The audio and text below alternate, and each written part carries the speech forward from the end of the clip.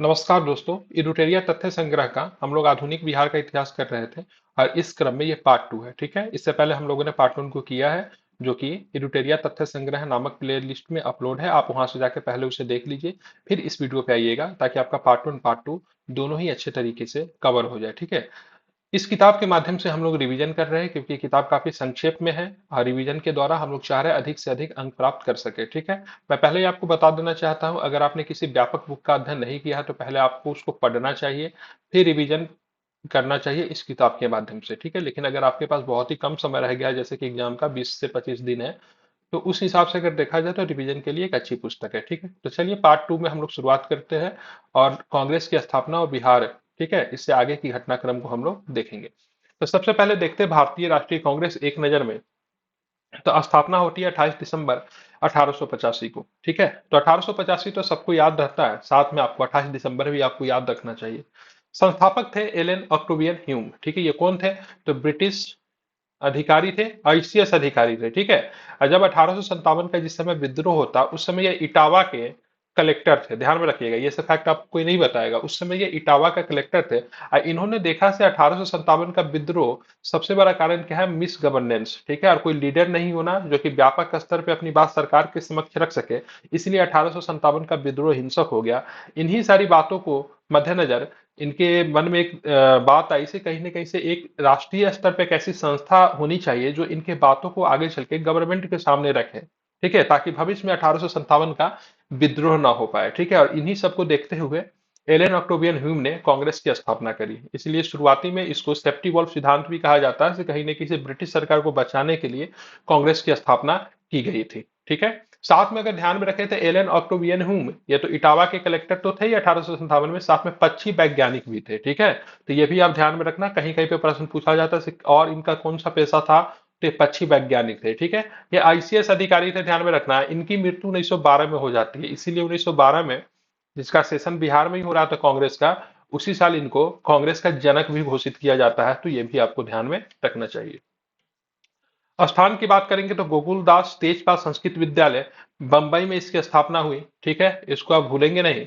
नामाकरण की बात करेंगे तो दादा भाई नौरोजी ने इसका नामाकरण किया। अब प्रथम अध्यक्ष की बात करेंगे तो व्योमकेश चंद्र बनर्जी की बात करेंगे, इसके प्रथम अध्यक्ष थे। और सचिव की बात करेंगे तो एलन ऑक्टोवियन ह्यूम की बात करेंगे, इसके मतलब सचिव थे।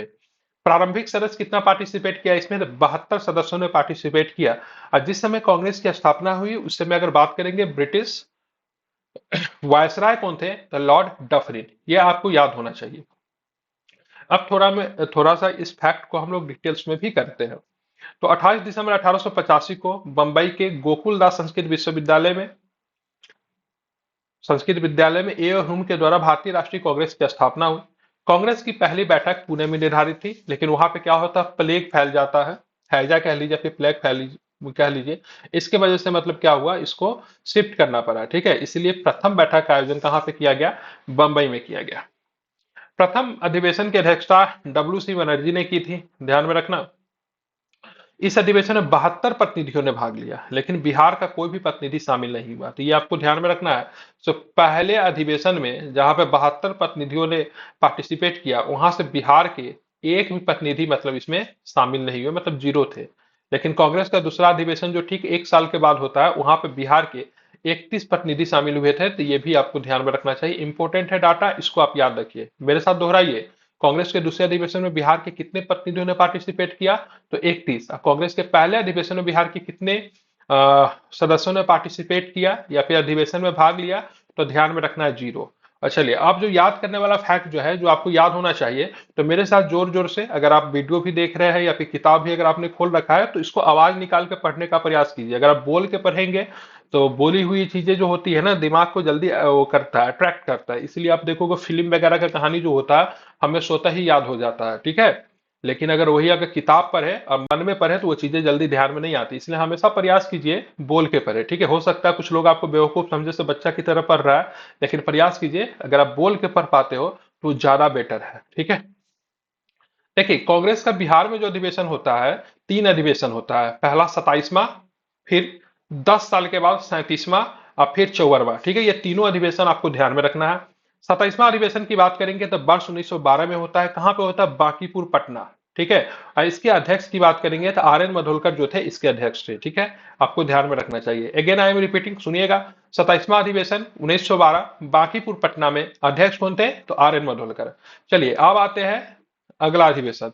तो अगला अधिवेशन ठीक 10 वर्षों के बाद 1922 में होता है, जो कि 37वां अधिवेशन था, ठीक है। कहां पे होता है? गया में होता है।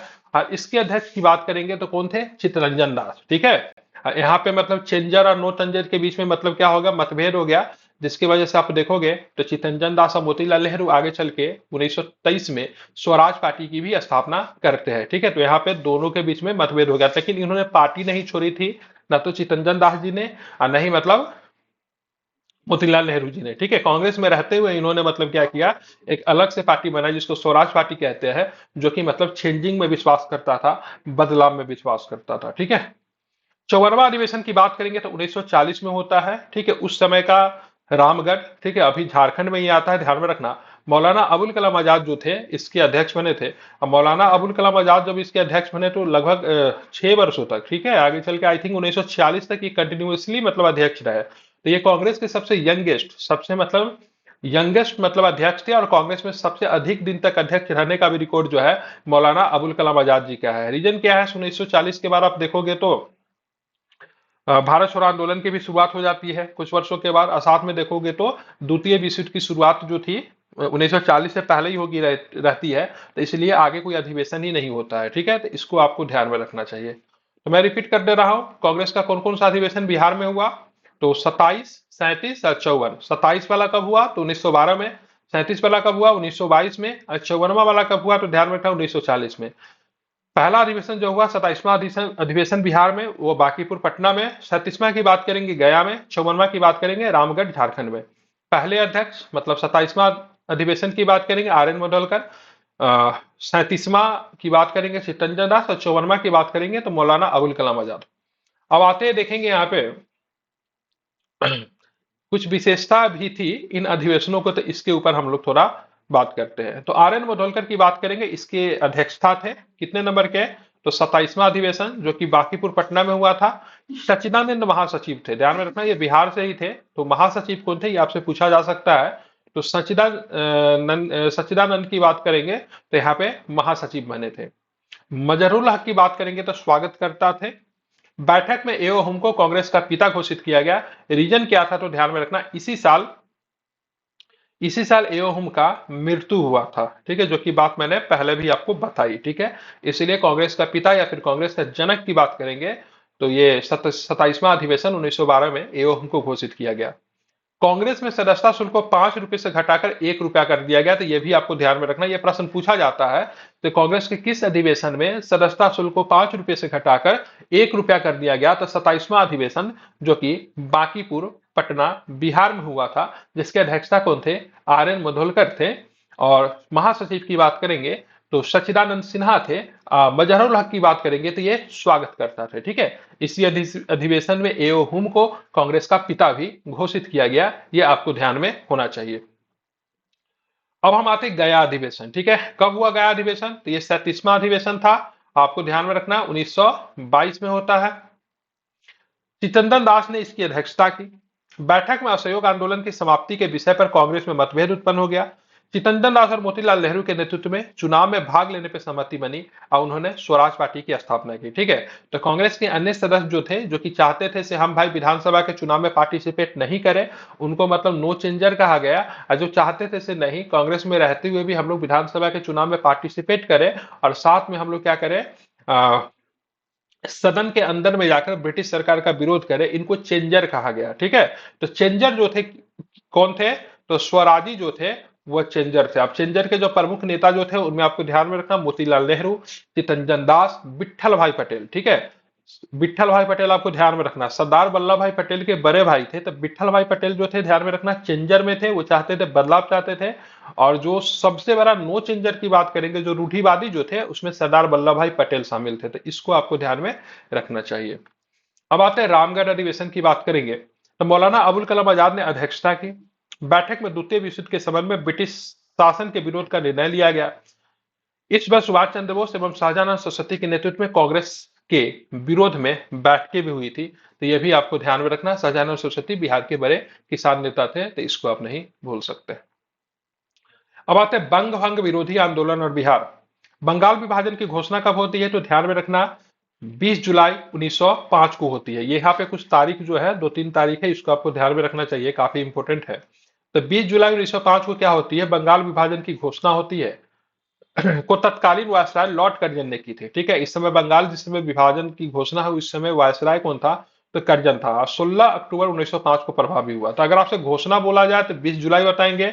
अगर बोला जाए प्रभावी कब हुआ, तो ध्यान में रखना 16 अक्टूबर 1905 को, मतलब क्या होता है, उस समय से ये प्रभावी होता है।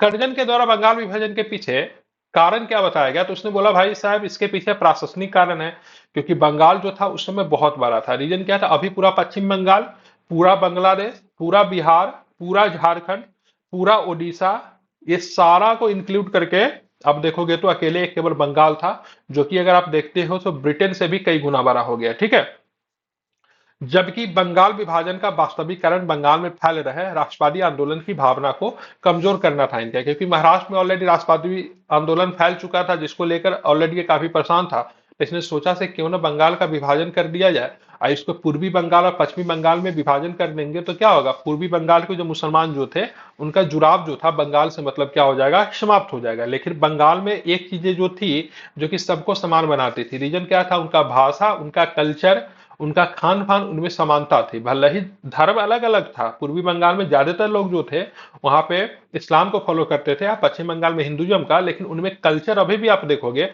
तो बहुत अधिक समानता देखने को मिलती है। वो बंगाली कल्चर था, उनका भाषा की बात करेंगे, उनका खान पान की बात करेंगे, उनके रहन सहन में बहुत अधिक समानता था।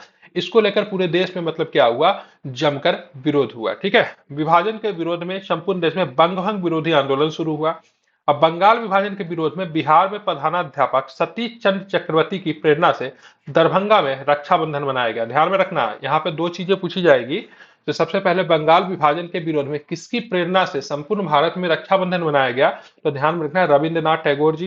उन्होंने 2-3 चीजें कही थी। सबसे पहले एक दूसरे को कलाई पे राखी बांध करके भाईचारा को प्रतीक के रूप में उदाहरण प्रस्तुत करना है। साथ में मतलब नंगे पांव चलना है, उस हिसाब से मतलब विरोध को जताना है। और इसी से प्रेरणा लेके आप देखोगे बिहार में दरभंगा के प्रधानाचार्य थे, इनका नाम क्या है, सतीश चंद्र चक्रवर्ती। उनसे प्रेरणा लाकर संपूर्ण बिहार में आप देखोगे तो रक्षाबंधन मनाया गया। ठीक है, तो ये सतीश चंद्र चक्रवर्ती जी का नाम काफी इंपोर्टेंट है, आप इनको भूलेंगे नहीं।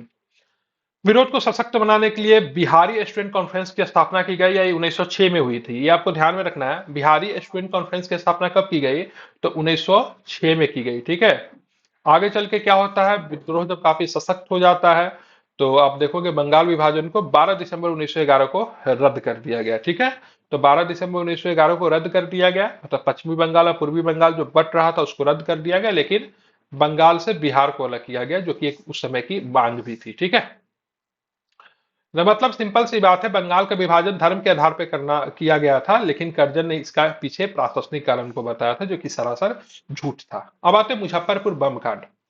मुजफ्फरपुर में मुजफ्फरपुर में 30 अप्रैल 1908 को खुदीराम बोस और प्रफुल्ल चंद्र चाकी ने जज किंग्सफोर्ड की हत्या का प्रयास किया। उन्होंने गाड़ी पर बम फेंका, लेकिन गाड़ी में प्रिंगले कैनेडी की पत्नी और पुत्री की थी, इसको बम कांड में मृत्यु हो गई। रीजन क्या था, आप देखोगे ये किंग्सफोर्ड जो था ये बहुत ही बदनाम जज था। ठीक है, जिस समय ये बंगाल में था तो इन्होंने वहां के क्रांतिकारियों को छोटे छोटे गलती पे बहुत बड़ी बड़ी सजा सुनाई थी, तो इसीलिए इसको मारने का प्लान जो था बंगाल में ही बन चुका था। लेकिन तत्कालीन सरकार को पता चल जाता है बंगाल में इनकी जान को खतरा है, और इसका ट्रांसफर कर दिया जाता है मुजफ्फरपुर में। ठीक है, लेकिन वहां से क्रांतिकारी जो होते हैं इसके पीछे पीछे आते हैं और इसको मारने का प्लान बनाते हैं। ठीक है, काफी दिनों तक तहकीकात की जाती है से किस प्रकार से इसको मारा जाए, लेकिन गलती यहाँ पे ये हो जाती है, ये प्रिंगले कैनेडी का जो बग्घी जो था वो खराब हो चुका था, इसलिए किंग्सफोर्ड ने बोला कि ठीक है, आपकी पत्नी और आपकी बेटी जाना चाहती है तो आप मेरे बग्घी का उपयोग कर सकते हैं।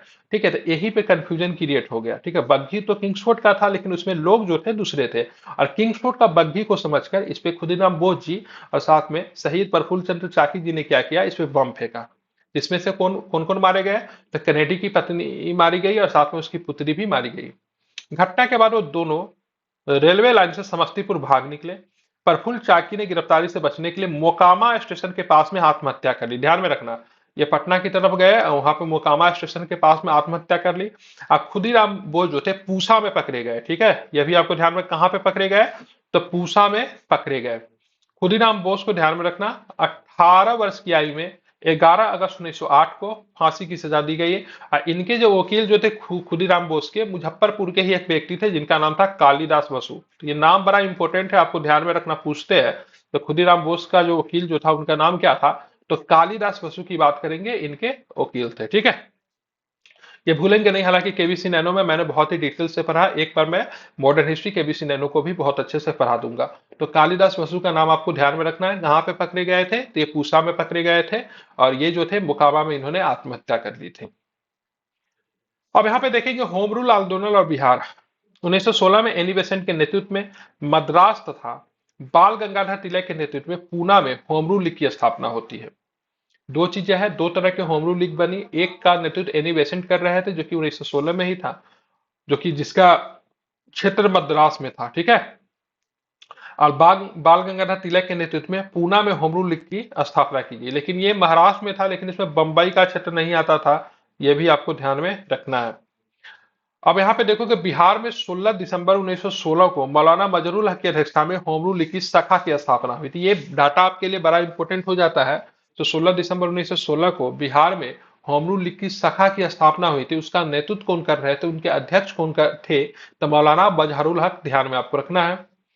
खान बहादुर, सरफराज हुसैन खान एवं राय बहादुर, पुनेंद्र नारायण सिन्हा उपाध्यक्ष, तब तक चंद्रवंशी साहब एवं बैद्यनाथ राम सिंह इनके सचिव बने थे। तो यहाँ पे दो तीन चीजें हैं आपको ध्यान में रखना है। सबसे पहले अध्यक्ष कौन थे, तो मौलाना मजहरुल हक इसके अध्यक्ष थे। बोलिए मेरे साथ, अध्यक्ष कौन थे होम रूल के बिहार में, तो मौलाना मजहरुल हक। और बात करेंगे उपाध्यक्ष कौन थे, तो खान बहादुर, सरफराज हुसैन खान, राय बहादुर, पुनेंद्रु नारायण सिन्हा, तीन इसके उपाध्यक्ष बनाए गए थे। तथा इनके सचिव कौन थे, तो ध्यान में रखना चंद्रवंशी साहब, अब बैद्यनाथ नारायण सिंह इनके सचिव थे। तो ये डाटा आपको याद होना चाहिए। फिर मैं बोल रहा हूं, अध्यक्ष कौन थे, तो मौलाना मजहरुल हक, ठीक है। उपाध्यक्ष की बात करेंगे, वो कौन थे, तो खान बहादुर, सरफराज हुसैन खान एवं राय बहादुर पुनेंदु नारायण सिंह। बड़ा आसान है याद करना, खान बहादुर 2 लेटर का नाम है, सरफराज हुसैन खान 3 लेटर, और राय बहादुर पुनेंदु नारायण सिन्हा, ठीक है, आप देखोगे तो 5 लेटर का वर्ड है। तो आप ऐसे भी उपाध्यक्ष का नाम याद रख सकते हो, थोड़ा सा ट्रिक है, समझिए इसको। और यहाँ पे सचिव की बात करेंगे चंद्रवंशी साहब, बैद्यनाथ नारायण सिंह, बैद्यनाथ नारायण सिंह, इसको आपको ध्यान में रखना। एनी बेसेंट पहली बार 18 अप्रैल 1918 को तथा दूसरी बार 25 जुलाई 1918 को पटना आई। दो बार आई, एक आई 18 अप्रैल 1918 को और दूसरी बार कब आई पटना, तो 25 जुलाई 1918 को पटना आई। उन्होंने होम रूल के विचारों को से सबको अवगत कराया। इस आंदोलन का उद्देश्य ब्रिटिश साम्राज्य के अधीन रहते हुए संवैधानिक तरीकों से, ठीक है, स्वशासन प्राप्त करना था, ठीक है। तो इसमें क्या था ना, जैसे आप ब्रिटिश साम्राज्य के अधीन ही रहेंगे, ठीक है, हम पूरी तरीके से स्वतंत्र होने की घोषणा नहीं करते हैं और संवैधानिक तरीके से स्वशासन प्राप्त करेंगे, जैसा कि आयरलैंड में भी मांग उठ रही थी। और ये जो थी एनी बेसेंट साहिबा जो थी, वो भी एक आयरिश महिला थी, जो कि आगे चल के कांग्रेस की अध्यक्ष भी बनती है। अब आते हैं चंपारण सत्याग्रह, ठीक है। चंपारण में किसानों के लिए 3 कट्टिया प्रणाली प्रचलित थी। इसके तहत किसानों को 20 कट्ठे में 3 कट्ठे में नील की खेती करना पड़ता था, ठीक है, मतलब 1 बीघा में 3 कट्ठा पे क्या होता था, नील की खेती करना पड़ता था, ये अनिवार्य था। इस व्यवस्था के प्रति किसानों में काफी आक्रोश था, क्योंकि नील की फसल भूमि को बंजर बना रही थी। वहीं आर्थिक रूप से काफी शोषक भी थी। 1916 में कांग्रेस के लखनऊ अधिवेशन में मुरली बरावा, जो कि गांव है, मुरली बरावा गांव के पश्चिमी चंपारण के राजकुमार शुक्ल ने इस समस्या पर कांग्रेस नेतृत्व का ध्यान आकर्षित किया। बचकिशोर प्रसाद ने एक प्रस्ताव पेश किया था। तो बचकिशोर प्रसाद का नाम आपको ध्यान में रखना है, ये जयप्रकाश नारायण जी के रिलेटिव थे, आई थिंक उनके ससुर जी थे।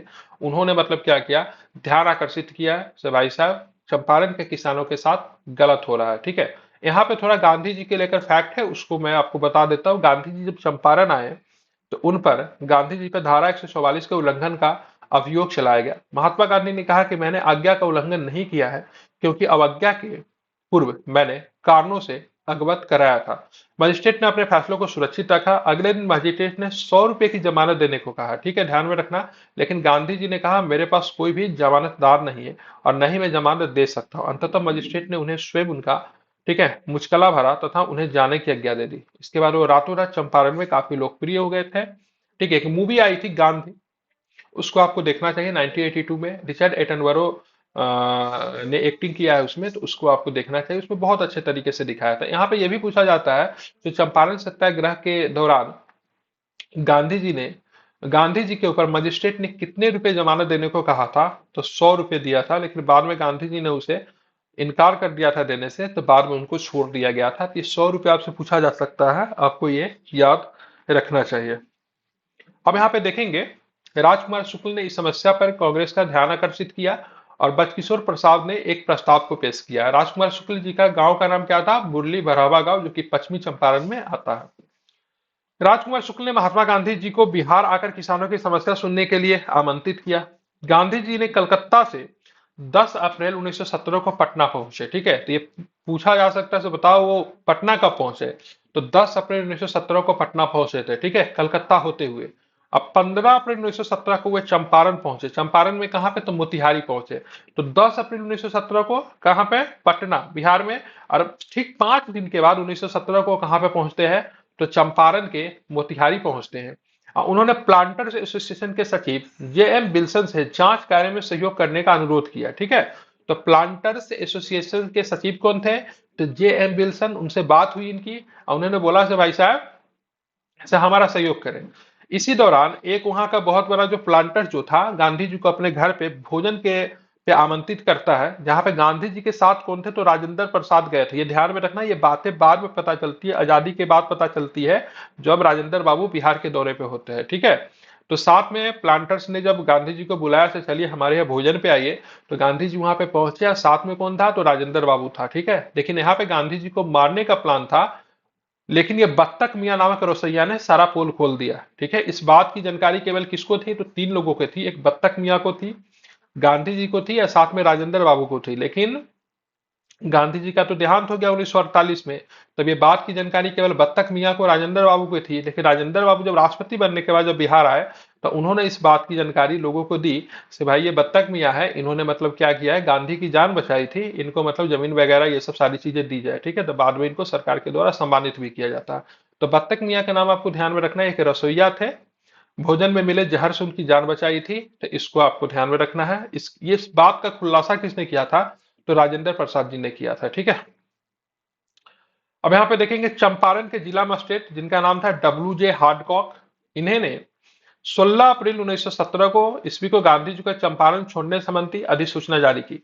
15 अप्रैल को गांधी जी पहुंचे चंपारण में और 16 अप्रैल को इनके खिलाफ अधिसूचना जारी किया गया तो भाई साहब आप चंपारण को छोड़ दिए। धारा 144 के उल्लंघन के आरोप में उन्हें गिरफ्तार कर लिया गया। बाद में 21 अप्रैल 1917 को उनको रिहा किया गया। ठीक है, तो 15 अप्रैल 1916 को मतलब ये पहुंचे, ध्यान में रखना, और 16 अप्रैल को इनके खिलाफ 144 का उल्लंघन के मामले में इनके ऊपर अधिसूचना जारी किया गया और ठीक एक दिन के बाद इनको गिरफ्तार किया गया। 21 अप्रैल को इनको छोड़ दिया गया। 100 रुपए की जुर्माना लगाई गई थी, लेकिन इन्होंने देने से इनकार कर दिया था। ठीक है, गांधी जी ने स्वतंत्र जांच कर 13 मई 1917 को अपनी जांच रिपोर्ट बिहार ओडिशा के मुख्य सचिव को सौंप दी। ठीक है, ध्यान में रखना, इनका नाम काफी इंपोर्टेंट है, इनका नाम था एफ.जी. सलाई। क्या नाम था इनका?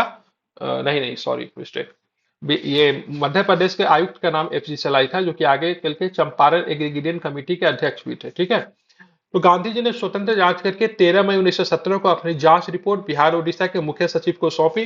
परिणाम स्वरूप कृषकों की स्थिति की जांच के लिए चंपारण एग्रीगेरियन समिति का गठन किया गया। इस समिति के अध्यक्ष की बात करेंगे तो मध्य प्रदेश के आयुक्त थे जिनका नाम था एफ.जी. सलाई। ये नाम काफी इंपोर्टेंट है, मेरे साथ रिपीट कीजिए। तो चंपारण एग्रीगेरियन समिति का अध्यक्ष किसे बनाया गया था?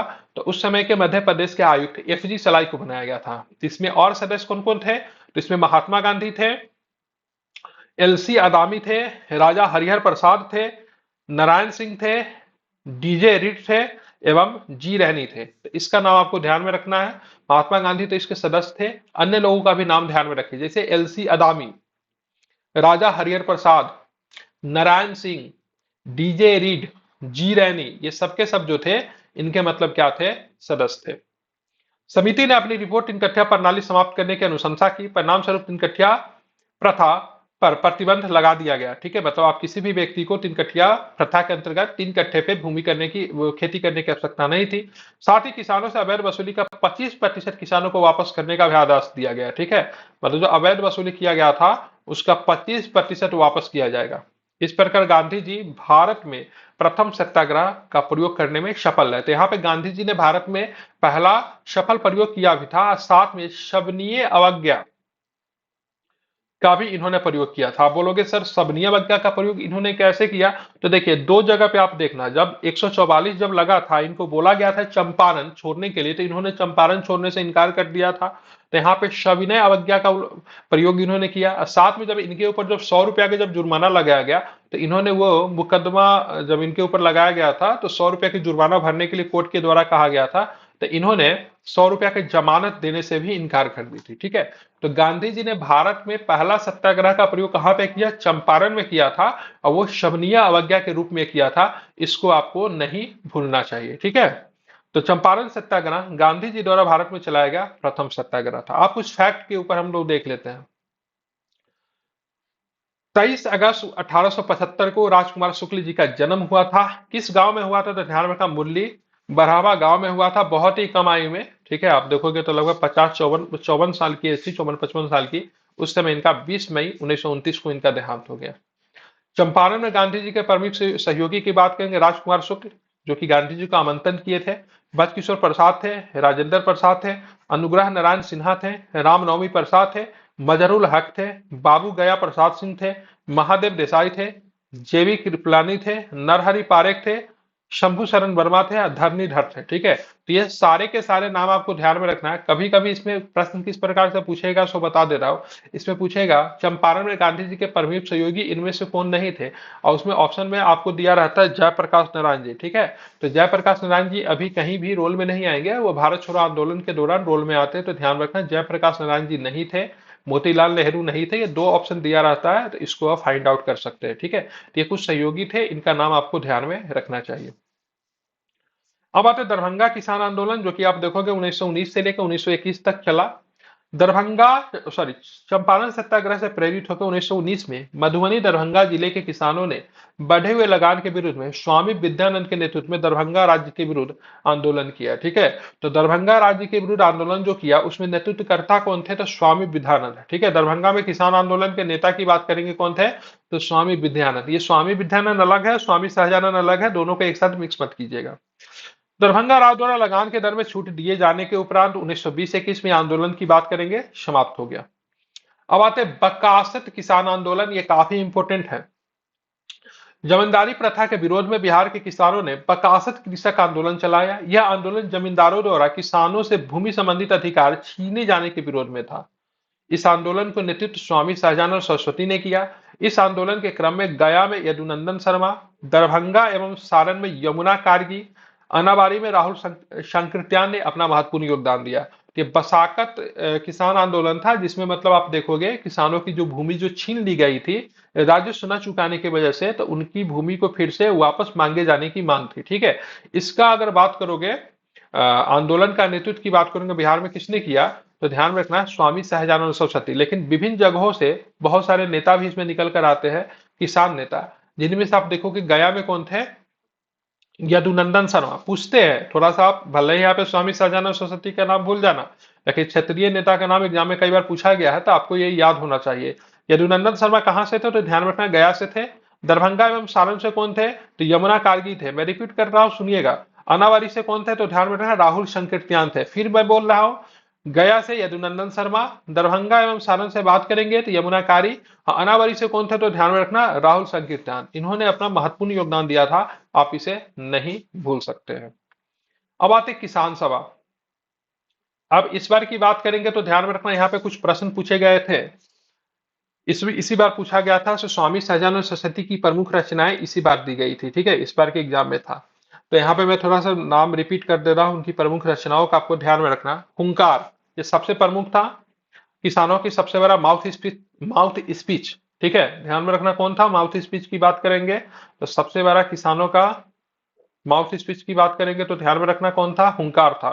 किसान क्या करे, किसान कैसे लड़ते हैं? झारखंड के किसान किसान सभा के संस्मरण, खेत मजदूर, क्रांति और संयुक्त मोर्चा, गीता हृदय, जमींदारी का खात्मा कैसे हो, किसानों को फंसाने की तैयारियां, मेरा जीवन संघर्ष, कर्मकलाप। ठीक है, तो ये काफी डिटेल्स में दिया हुआ है, क्योंकि इस बार की बात करेंगे, पूछा था एक 17वीं बीपीएससी में स्वामी सहजानंद सरस्वती की रचना पूछा था, इसलिए इसमें सारा ही जो उनका रचना है एक साथ दे दिया गया है। एक बार आपको ध्यान में रखना। किसान क्या करे, हुंकार, किसान कैसे लड़ते हैं, झारखंड के किसान, किसान सभा के संस्मरण, संस्मरण, खेत मजदूर, क्रांति और संयुक्त मोर्चा, गीता हृदय, जमींदारी का खात्मा कैसे हो, किसानों को फंसाने की तैयारियां, मेरा जीवन संघर्ष और साथ में कर्मकलाप। ये सब के सब स्वामी सहजानंद सरस्वती के प्रमुख रचनाएं हैं। अब आते हैं हम लोग किसान सभा को लेकर भी कुछ प्रश्न है, उसको भी कर लेते हैं। बिहार में किसान सभा का प्रथम प्रयास की बात करेंगे 22-23 में मुंगेर में शाह मोहम्मद जुबैर की अध्यक्षता में किसान सभा का गठन हुआ। ठीक है, कहां पे हुआ, मुंगेर में हुआ और 1922-23 में हुआ। यह पहला प्रयास था। श्री कृष्ण सिंह ने इसके उपाध्यक्ष सिद्धेश्वरी चौधरी एवं नंद किशोर सिंह इनके सचिव बने थे। तो 1922-23 में जो मुंगेर में शाह मोहम्मद जुबैर की अध्यक्षता में किसान सभा का जो गठन हुआ था, इसके उपाध्यक्ष कौन थे, तो श्री कृष्ण सिंह, और सचिव कौन थे, तो सिद्धेश्वरी चौधरी एवं नंद किशोर सिंह। 1928 में स्वामी सहजानंद सरस्वती ने बिहटा पटना में औपचारिक किसान सभा की स्थापना की। ठीक है, तो इन्होंने बिहटा के पटना में औपचारिक रूप से किसान सभा की स्थापना कब की, तो 1928 में की थी। लेकिन प्रांतीय किसान सभा की स्थापना की बात करेंगे तो ठीक एक साल के बाद 1929 में किया गया। 1929 में सोनपुर मेले में स्वामी सहजानंद सरस्वती की अध्यक्षता में विधिवत प्रांतीय किसान सभा की स्थापना की गई। इसके सचिव कौन थे, तो इसके सचिव की बात करेंगे तो श्री कृष्ण सिंह थे। अध्यक्ष की बात करेंगे तो स्वामी सहजानंद सरस्वती थे। ठीक है, ये सचिव और अध्यक्ष का नाम बड़ा इंपॉर्टेंट है। तो दो तीन चीजें आपको ध्यान में रखना। अगर आपसे पूछा जाएगा तो बिहार में किसान सभा को स्थापित करने का पहला प्रयास किसके द्वारा किया गया, तो ध्यान में रखना शाह मोहम्मद जुबैर के द्वारा 1922-23 में मुंगेर में किया गया था। और इसके उपाध्यक्ष की बात करेंगे तो श्री कृष्ण सिंह थे, और सचिव की बात करेंगे तो सिद्धेश्वरी चौधरी एवं नंद किशोर सिंह थे। लेकिन 1928 की बात करेंगे तो स्वामी सहजानंद सरस्वती ने बिहटा में औपचारिक रूप से किसान सभा की स्थापना करने की प्रयास किया। लेकिन इसमें सफलता कब मिलती है विधिवत रूप से, तो 1929 में मिलती है। कहां पे मिलती है, तो स्वामी सहजानंद सरस्वती की अध्यक्षता में सोनपुर मेले में। और इसके सचिव कौन थे, तो इसके सचिव श्री कृष्ण सिंह थे, जो कि वीवीआई है, आप याद रखिए। बिहार में किसान आंदोलन में कार्यानंद शर्मा, राहुल संकीर्त्यान, पंचानन शर्मा, यदुनंदन शर्मा आदि नेता शामिल थे। बिहार प्रांतीय किसान सभा का दूसरा अधिवेशन पुरुषोत्तम दास टंडन की अध्यक्षता में 1934 में हुआ। ठीक है, ध्यान में रखना। तो दूसरा अधिवेशन कब हुआ, तो 1934 में। पहला अधिवेशन कब हुआ, 1929 में। और तीसरा अधिवेशन की बात करेंगे तो फिर से स्वामी सहजानंद सरस्वती जी की अध्यक्षता में तीसरा अधिवेशन 1935 में हुआ। और कहां पे हुआ, तो ध्यान में रखना हाजीपुर। पहला अधिवेशन सोनपुर मेला 1929। ठीक है, अध्यक्ष की बात करेंगे तो स्वामी सहजानंद सरस्वती। दूसरा अधिवेशन की बात करेंगे कहां पे हुआ था, तो ध्यान में रखना पुरुषोत्तम दास टंडन की अध्यक्षता में हुआ था, 1934 में हुआ था। और तीसरा अधिवेशन की बात करेंगे तो स्वामी सहजानंद सरस्वती की अध्यक्षता में हाजीपुर में हुआ था। ठीक है, तो ये तीनों फैक्ट आपको ध्यान में रखना है। नवंबर 1936 में कार्यानंद शर्मा के नेतृत्व में मुंगेर के बरहिया टाल में बिहार प्रांतीय किसान सभा ने जमींदारी उत्पीड़न के विरुद्ध संघर्ष किया। ठीक है, तो अगर प्रश्न आपसे पूछा जाएगा तो बताइए मुंबई के बरहिया टाल में जहां पे जमींदारी उत्पीड़न के विरुद्ध किसानों ने संघर्ष किया, इसका नेतृत्व किसने किया, तो ध्यान में रखना कौन थे, कार्यानंद शर्मा। और कब किया इन्होंने, तो 1936 में किया। ठीक है, अब यहाँ पे जो प्रांतीय किसान सभा जो था, प्रांतीय बिहार किसान सभा था, इनको एक राष्ट्रीय बनाने की बात हो चली। तो 11 अप्रैल 1936 को लखनऊ में स्वामी सहजानंद की अध्यक्षता में अखिल भारतीय किसान सभा का गठन हुआ। इसके सचिव की बात करेंगे तो एनजी रंगा थे। तो दो चीजें आपको ध्यान में रखना है, बिहार प्रांतीय किसान सभा में सचिव कौन थे, तो ध्यान में रखना श्री कृष्ण सिंह थे। अध्यक्ष की बात करेंगे स्वामी सहजानंद सरस्वती, जब वो स्थापित किया गया 1929 में। और जब इसको अखिल भारतीय किसान सभा का नाम दिया गया राष्ट्रीय स्तर पे, तब यहाँ पे इसकी अध्यक्षता स्वामी सहजानंद सरस्वती ने ही की। लेकिन इनके सचिव की बात करेंगे तो एनजी रंगा थे, इसको आपको ध्यान में रखना है। और ये कार्य कहाँ पे हुआ था, तो लखनऊ में हुआ था। अब यहाँ पे देखेंगे किसान सभा का मुख्य उद्देश्य किसानों की समस्या को राष्ट्रीय स्तर पर लाना था तथा उसका समाधान कराना था। रीजन क्या था, कांग्रेस का विस्तार तो काफी हो चुका था, लेकिन किसानों की समस्या कांग्रेस नहीं रखती थी। रीजन क्या था, कांग्रेस के अंदर जो ज्यादातर जो सदस्य जो थे वो कौन थे, तो जमींदार वर्ग से लोग आते थे। किसान सभा जो मुख्यतः बनी थी किसके खिलाफ बनी थी, जमींदारों के खिलाफ बनी थी। और कांग्रेस में जो ज्यादातर सदस्य जो थे जमींदार थे, इसी वजह से कांग्रेस कभी भी इस प्रस्ताव को अगर लाना भी चाहती थी तो उसके सदस्यों के द्वारा ही विरोध किया जाता था, ये भी आपको ध्यान में रखना। रीजन की बात करेंगे, जब हमारा संविधान जब बन रहा था तो वहां पे आप देखोगे जमींदारी हटाओ मतलब ये प्रस्ताव जब पारित हुआ तो संविधान सभा के अंदर बहुत सारे जमींदार लोग थे, तो उन्होंने इसका जमकर विरोध किया, ठीक है, और इस प्रस्ताव को पास नहीं करने दिया। लेकिन जब संविधान बन गया, देश आजाद हो गया, तब जाके किसी किसी राज्य में आप देखोगे जमींदारी उन्मूलन का प्रस्ताव पेश किया गया, जिसमें बिहार पहला था, जो कि 1951 में हुआ था, ठीक है, इसको आपको ध्यान में रखना चाहिए। अब देखेंगे प्रमुख किसान नेता, उनका कार्य क्षेत्र के बारे में हम लोग बात कर लेते हैं। तो यदुनंदन शर्मा गया से आते थे, यमुना कार्की दरभंगा और सारण से आते थे। राहुल संकीर्तन की बात करेंगे, अनावारी या फिर अंबारी कह लीजिए, जो कि सिवान में था, वहां से आते थे। कार्यानंद शर्मा की बात करेंगे तो मुंगेर में आते थे। अब बरहिया टाल में इन्होंने यहाँ पे नेतृत्व भी किया था। तो ये कुछ 4 नेता है, इसको आपको ध्यान में रखना चाहिए। फिर से मैं बोल रहा हूँ, यदुनंदन शर्मा गया, यमुना कारी, दरभंगा, सारण। राहुल संकीर्तन की बात करेंगे तो अनावारी, अंबारी। कार्यानंद शर्मा की बात करेंगे तो मुंगेर के बरैया ठाल। ये सारे के सारे किसान नेता थे, साथ में ये लोग जमींदार भी थे, लेकिन ये अच्छे कार्य कर रहे थे, ठीक है, इनको अपनी जमींदारी की नहीं पड़ी हुई थी। ये चाहते थे किसी भी तरह से जमींदारी को समाप्त किया जाए। ये सबके सब अच्छे परिवार से बिलोंग करते थे और बड़े जमींदार भी थे ये अपने अपने क्षेत्र के, ठीक है, लेकिन फिर भी इनका ये जमकर विरोध कर रहे थे। अब हम लोग देखेंगे खिलाफत आंदोलन और बिहार। प्रथम इस प्रथम विश्व युद्ध के बाद मित्र राष्ट्रों ने तुर्की के खलीफा के साथ अपमानजनक शर्तों के विरोध में खिलाफत आंदोलन 1919 से लेकर 1923 तक चला, ठीक है। तुर्की के साथ एक संधि किया जाता है, उस संधि का नाम है सेवर्स की संधि, ठीक है। इस संधि में क्या था, खलीफा को हटा देने की बात की गई थी और तुर्की का बहुत सारा हिस्सा जो था मित्र राष्ट्रों के द्वारा हड़प लिया गया, ठीक है। और इसके बाद मतलब क्या होता है, ये खिलाफत आंदोलन पूरे विश्व में मतलब फैल जाता है। ये केवल भारत में ही नहीं था, जहां जहां पे मतलब इस्लाम धर्म से संबंधित लोग रहते थे, सभी जगह पे मतलब क्या हुआ, खिलाफत आंदोलन की शुरुआत हुई। इसके पीछे रीजन क्या था, इस्लाम धर्म में पैगंबर के बाद पूरे इस्लाम जगत में खलीफा का बहुत सम्मान था, ठीक है। मतलब पैगंबर साहब के बाद दूसरे स्तर के, ठीक है, प्रमुख धार्मिक चेहरा की बात करेंगे तो खलीफा था। लेकिन जब यहाँ पे प्रथम विश्व युद्ध के बाद मित्र राष्ट्रों ने जब खलीफा के साथ जब अन्याय किया या फिर उनको हटा दिया गया, तो उसके बाद पूरे विश्व में खिलाफत आंदोलन का प्रस्ताव आपको देखने को मिलता है। और इसी क्रम में इसका असर आपको बिहार में भी आपको देखने को मिला। राष्ट्रीय स्तर पर इस आंदोलन का नेतृत्व मोहम्मद अली एवं शौकत अली ने प्रारंभ किया, जिसको अली ब्रदर्स के नाम से भी जाना जाता है। बाद में गांधी जी ने भी मुसलमानों का सहयोग राष्ट्रीय आंदोलन में प्राप्त करने के उद्देश्य से नेतृत्व प्रदान किया, ठीक है। बाद में गांधी जी ने भी देखा से भाई साहब ये जो समय जो है हिंदू मुस्लिम एकता के लिए सबसे बेहतर है, तो क्यों न खिलाफत आंदोलन का समर्थन दिया जाए। और गांधी जी का यह भी मानना था से भाई साहब खिलाफत आंदोलन का समर्थन मैं इसलिए भी दे रहा हूं क्योंकि मैं अन्याय के खिलाफ बात कर रहा हूं, ठीक है, यह समानता का अधिकार का उल्लंघन है, इसलिए भी मेरा समर्थन देना जायज बनता है। और गांधी जी ने मुसलमानों के हित को प्राप्त करने के लिए भी, ताकि जो उनको जो असहयोग आंदोलन शुरू करना था इसमें मुसलमानों का समर्थन मिले, इसलिए भी उन्होंने खिलाफत आंदोलन को क्या किया, समर्थन दिया। अब आते हैं बिहार की बात करेंगे, ये तो राष्ट्रीय स्तर की बात की थी। तो नवंबर 1919 में पटना में हसन इमाम की अध्यक्षता में एक सभा आयोजित हुई, इसमें शांति समारोह का बहिष्कार का आह्वान किया गया।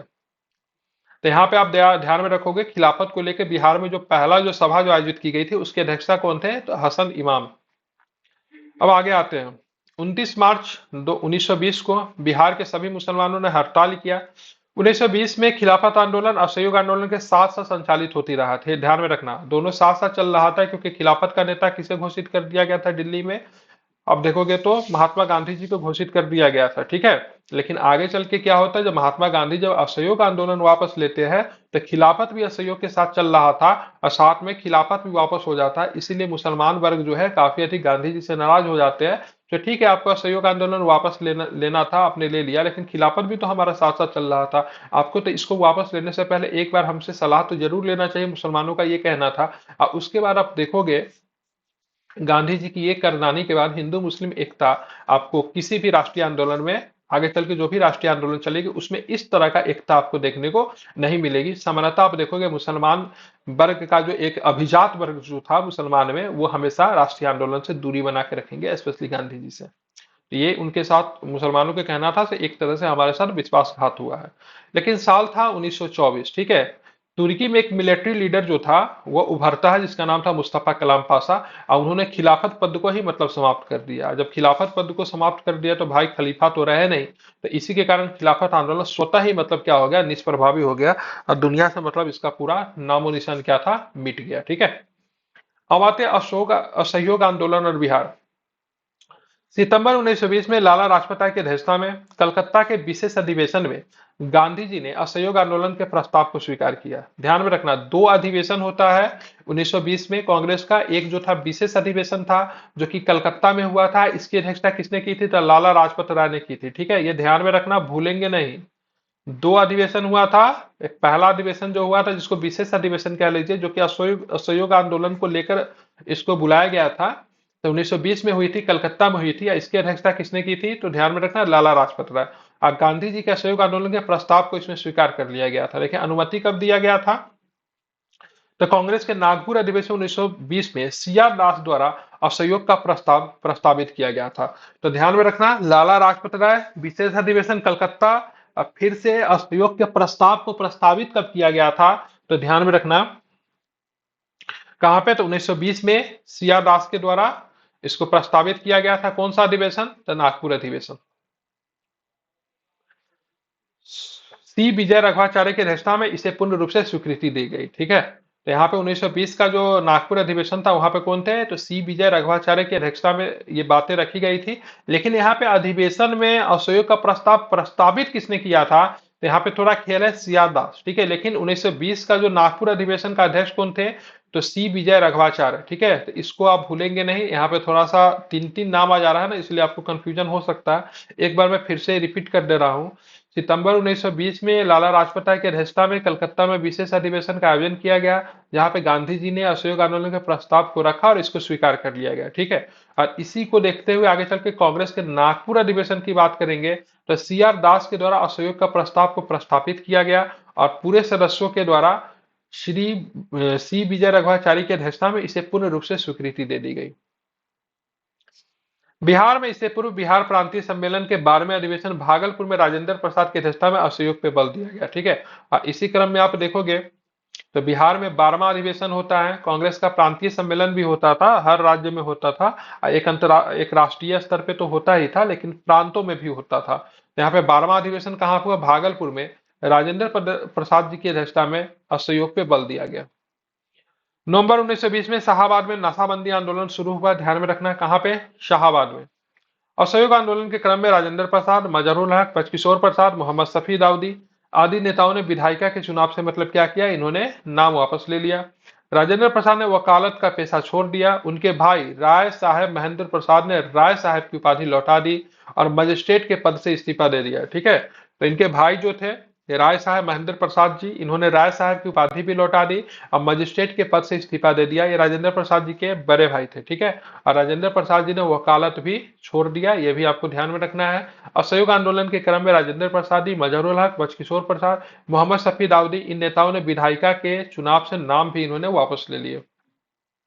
असहयोग आंदोलन के समय शिक्षा में वैकल्पिक साधन उपलब्ध कराने के लिए राष्ट्रीय महाविद्यालय की स्थापना की गई। इसके प्राचार्य कौन बने थे, तो राजेंद्र प्रसाद बने थे। राष्ट्रीय महाविद्यालय की जब स्थापना की गई तो इनके प्राचार्य कौन बने थे, राजेंद्र प्रसाद। रीजन क्या था, बच्चे जो थे वो भी मतलब ब्रिटिश स्कूल छोड़ रहे थे, मतलब सरकारी स्कूल कह लीजिए, छोड़ रहे थे। तो ऐसे क्रम में उनका शिक्षा सुचारू रूप से चलते रहे, इसलिए जगह जगह पे आप देखोगे तो वहां पे राष्ट्रीय महाविद्यालय की स्थापना की गई, या फिर मतलब देसी ढंग से शिक्षा देने की बात की गई। इस क्रम में बिहार विद्यापीठ की भी स्थापना की गई थी। ठीक है, तो राष्ट्रीय महाविद्यालय के प्रांगण में बिहार विद्यापीठ का उद्घाटन 6 फरवरी 1921 को गांधी जी के द्वारा किया गया। मजरूल हक इसके कुलाधिपति और बचकिशोर प्रसाद कुलपति बने। ठीक है, ये ध्यान में रखना। अगर आपसे पूछा जाएगा तो बताओ राष्ट्रीय महाविद्यालय की स्थापना की गई थी, उसके प्राचार्य कौन बने, तो राजेंद्र प्रसाद बने। और राष्ट्रीय महाविद्यालय के प्रांगण में ही, ठीक है, बिहार विद्यापीठ का भी उद्घाटन किया गया था। 6 फरवरी 1921 को किया गया और गांधी जी के कर कलमों के द्वारा किया गया था। और इसके जो आप ध्यान में रखो कुलाधिपति कौन बने थे, तो मजहरूल हक बने थे। और बचकिशोर प्रसाद की बात करेंगे तो कुलपति बने थे। तो इसको आपको ध्यान में रखना, दोनों इंपोर्टेंट है। मजरूल हक कुलाधिपति, बचकिशोर प्रसाद कुलपति। ठीक है, राष्ट्रीय महाविद्यालय की बात करेंगे, प्राचार्य कौन बने थे, तो राजेंद्र प्रसाद बने थे। इसको आपको ध्यान में रखना है। असहयोग आंदोलन के दौरान मजरुल हक ने दीघा के पास मित्र खैरू मियां से दान में प्राप्त भूमि पर सदाकत आश्रम की स्थापना की। तो सदाकत आश्रम आपको दीघा के पास आपको मिलेगा। इसके लिए जमीन जो थे मजरुल हक के मित्र ने दिया था, जिनका नाम था खैरू मियां। तो ये भी आपको ध्यान में रखना। अब यहाँ पे देखोगे 30 सितंबर 1921 को मजरुल हक ने सदाकत आश्रम में दी मदरलैंड नाम का एक अखबार निकालना प्रारंभ किया, जिससे राष्ट्रीय भावना का प्रचार किया गया। तो यहाँ पे सदाकत आश्रम से जो अखबार निकलती थी उसका नाम था दी मदरलैंड, ठीक है। और एक अखबार जो आगे चल के निकलेगा वो कोई बाबा थे, पूरा नाम मुझे नहीं याद है, ठीक है। उनका नाम था मदरलैंड, बाबा करके कुछ है, पूरा नाम नहीं याद है, आप गूगल कर लेना, ठीक है। तो मदरलैंड जो थी वो बाबा साहब का था। बाबा साहब में भीमराव अम्बेडकर, बस समझ लेना आप लोग, ठीक है। उनके नाम में बाबा लगा हुआ है, पूरा नाम मुझे ध्यान में नहीं आ रहा है। और यहाँ पे आप देखो, ध्यान में रखना, द मदरलैंड की बात करेंगे तो द मदरलैंड की बात करेंगे तो ये मजरुल हक के द्वारा सदाकत आश्रम से निकाला गया था, ठीक है। अब हम लोग देखेंगे यहाँ पे प्रिंस ऑफ वेल्स का पटना में आगमन हुआ, ठीक है। उससे पहले मैं थोड़ा पानी पी लेता हूँ।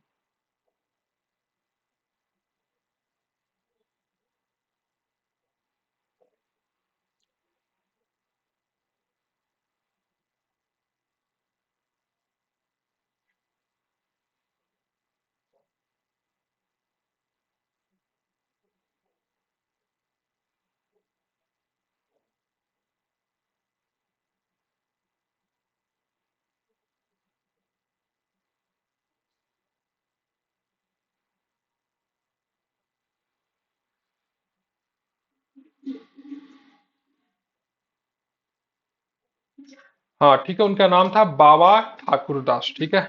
तो मैं देख रहा था, बाबा ठाकुरदास, ठीक है, आप इनको याद कर लीजिए। मदरलैंड बाबा ठाकुरदास। अगर आपसे पूछा जाएगा दी मदरलैंड, तो मजरूल हक, और आप इसको बताइएगा सदाकत आश्रम।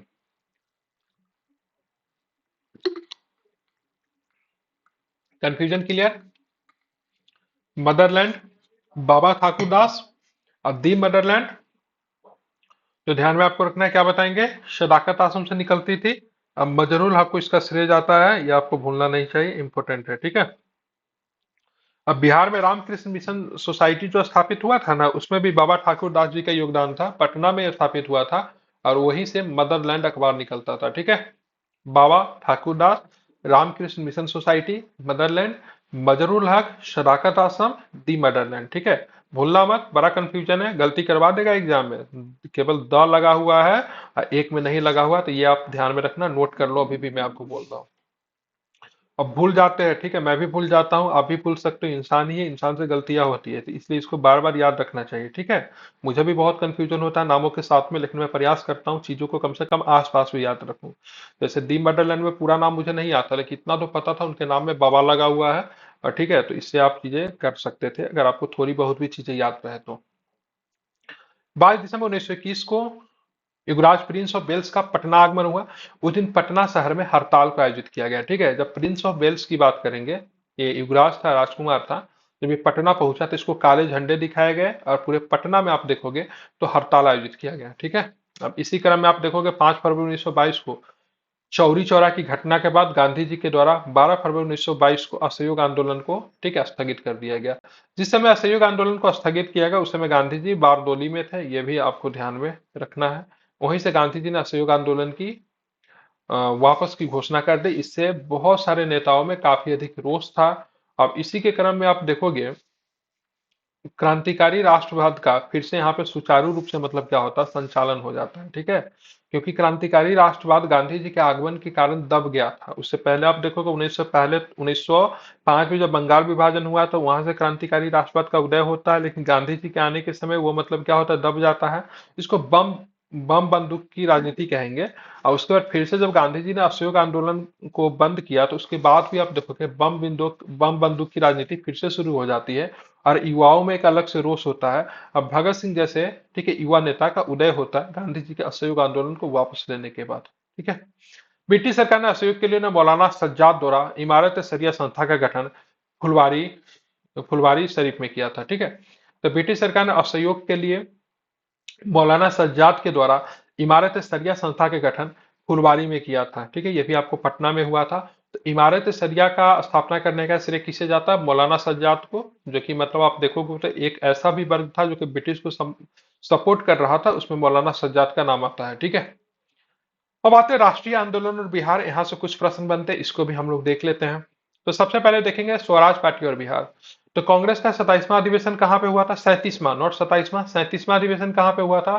तो 1922 में बिहार के गया में हुआ था। इसके अध्यक्ष कौन थे? तो देशबंधु चित्तरंजन दास। एक है दीनबंधु, CF एंड्रूज को कहा जाता है, ये कौन है? देशबंधु है। ठीक है, तो ध्यान में रखना। तो देशबंधु चित्तरंजन दास थे। इस अधिवेशन में कांग्रेस द्वारा विधायिका में भाग लेने का बहिष्कार का निर्णय किया गया। ठीक है, तो कांग्रेस का मानना था से भाई साहब विधायिका के चुनाव में मैं पार्टिसिपेट नहीं करूंगा, लेकिन यहाँ पे चित्तरंजन दास जी थे और मोतीलाल नेहरू जी थे और भी एक दो नेता थे, उनका मानना था से भाई साहब विधायिका में पार्टिसिपेट करना चाहिए, क्योंकि कहीं ना कहीं से ब्रिटिश सरकार जो है सदन में जाकर ही नीति बनाती है, तो हम सदन में जाकर ही उनके नीति का मतलब क्या करेंगे? विरोध करेंगे। ठीक है, एटलीस्ट उनके नीति को पास तो नहीं होने देंगे। इसी क्रम में क्या होता है, कांग्रेस में फूट पड़ जाता है और कांग्रेस दो चरण में विभाजित हो जाती है, लेकिन कांग्रेस का बंटवारा नहीं होता। ध्यान में रखना, कांग्रेस के अंदर में रहते हुए स्वराज पार्टी का गठन होता है। और जो स्वराज पार्टी का जो गठन किए, जो स्वराजी जो थे उनको चेंजर बोला गया, जो कि बदलाव चाहते थे। ठीक है, चितरंजन दास, मोतीलाल नेहरू आदि विधायिका में प्रवेश के पक्ष में थे, अतः उन्होंने 1923 में स्वराज पार्टी का गठन किया। स्वराज पार्टी का मुख्य उद्देश्य विधायिका में प्रवेश करके ब्रिटिश नीतियों का विरोध करना था। ठीक है, बिहार में फरवरी 1930 में स्वराज पार्टी का गठन किसने किया? तो श्री कृष्ण सिंह ने किया। नाम इंपोर्टेंट है, मतलब श्री कृष्ण सिंह भी क्या थे? स्वराजी थे। ये भी मतलब क्या चाहते थे? विधायिका में प्रवेश चाहते थे। इनको जो स्वराजी जो थे, जो विधायिका में प्रवेश करते थे, उनको चेंजर कहा गया। जो विधायिका में नहीं प्रवेश करते थे उनको मतलब नो चेंजर कहा गया। बिहार में स्वराज पार्टी के अध्यक्ष, ध्यान रखा, श्री नारायण प्रसाद तथा अब्दुल बारी थे। तो यहाँ पे दो तीन चीजें आपको ध्यान में रखना है। सबसे पहली बात तो आपको ये ध्यान में रखना है, बिहार में स्वराज पार्टी का फरवरी 1930 में जब गठन हुआ, किसने किया? तो श्री कृष्ण सिंह जी ने गठन किया था। गठन करने का श्रेय किसे जाता है स्वराज पार्टी का? श्री कृष्ण सिंह जी। लेकिन इसके अध्यक्ष कौन थे? प्रथम अध्यक्ष तो श्री नारायण प्रसाद थे। इनके सचिव कौन थे? तो अब्दुल बारी थे। तो गठन तो श्री कृष्ण सिंह कर रहे हैं, लेकिन अध्यक्ष इसके नहीं बन रहे। अध्यक्ष कौन बन रहे हैं? तो श्री नारायण प्रसाद बन रहे हैं। साथ में सचिव कौन थे? तो सचिव की बात करेंगे अब्दुल बारी थे। ठीक है, इसको आपको ध्यान में रखना। अब आते हैं साइमन कमीशन और बिहार। साइमन कमीशन में एक भी भारतीय सदस्य नहीं होने के कारण भारत में इसके आगमन का विरोध किया गया और नारा लगाया गया, Simon commission go back, Simon commission वापस जाओ।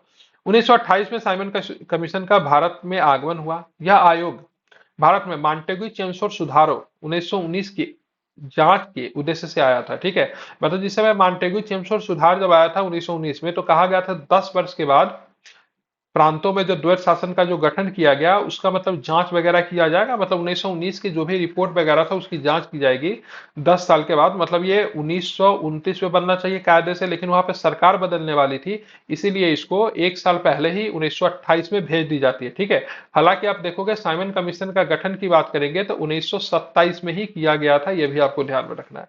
जब भारत पहुंची तो बॉम्बे के बंदरगाह पे, बॉम्बे से ये लोग आते थे, तो वहीं पे ही मतलब इनका तगड़ा विरोध किया गया। राष्ट्रीय स्तर पर लाला लाजपत राय के नेतृत्व में मतलब विरोध हुआ। बाद में आप देखोगे लाला लाजपत राय अपने गृह जिला लाहौर में विरोध कर रहे थे, जहां पे लाला लाजपत राय की मतलब क्या होती है, यहाँ पे पुलिस के डंडे से मतलब इसको मारा जाता है, इनको मारा जाता है, जिसके बाद इनका देहांत हो जाता है। ठीक है, ध्यान में रखना। बिहार में साइमन कमीशन 12 दिसंबर 1928 को पटना पहुंचा। अनुग्रह नारायण सिंह के नेतृत्व में बिहार के नौजवानों ने इसका विरोध किया। यहाँ पे अगर ये केवल ऐसा नहीं से मतलब ये आए बॉम्बे, बॉम्बे से सीधे दिल्ली चले गए, ये बिहार भारत के विभिन्न हिस्सों का इन्होंने भ्रमण भी किया था। ठीक है, इन्होंने अपना रिपोर्ट जो था 1930 में अपना रिपोर्ट दिया। इसी के रिपोर्ट के आधार पे आगे चल के 3 गोल में सम्मेलन होते हैं। ठीक है, तो सबसे पहले साइमन कमीशन का गठन आपको ध्यान में रखें 1928 में। साइमन कमीशन भारत कब आया था? 1928 में। साइमन कमीशन ने रिपोर्ट कब प्रस्तुत किया? तो ध्यान में रखना है कब किया, तो 1930 में अपना रिपोर्ट दिया था। और साइमन कमीशन किसका जांच करना था? तो मॉन्टेग्यू चेमस्फोर्ड सुधारों की जांच करना था। और साइमन कमीशन के रिपोर्ट के आधार पर 3 गोलमेज सम्मेलन का निर्माण किया गया 1930, 31, 32। ठीक है, इसको भी आपको ध्यान में रखना चाहिए। ठीक है, तो यहाँ पे पटना पहुंचने की बात करेंगे तो साइमन कमीशन पटना 12 दिसंबर 1928 को पहुंचता है और उसको काले झंडे वगैरह दिखाया गया, तगड़ा विरोध किया गया। और इसका नेतृत्व कौन कर रहे थे? तो अनुग्रह नारायण सिंह जो थे इसका नेतृत्व कर रहे थे। ये आपके लिए इंपॉर्टेंट हो सकता है, मार्क कर लीजिए। अब आते हैं बिहार में सोशलिस्ट पार्टी।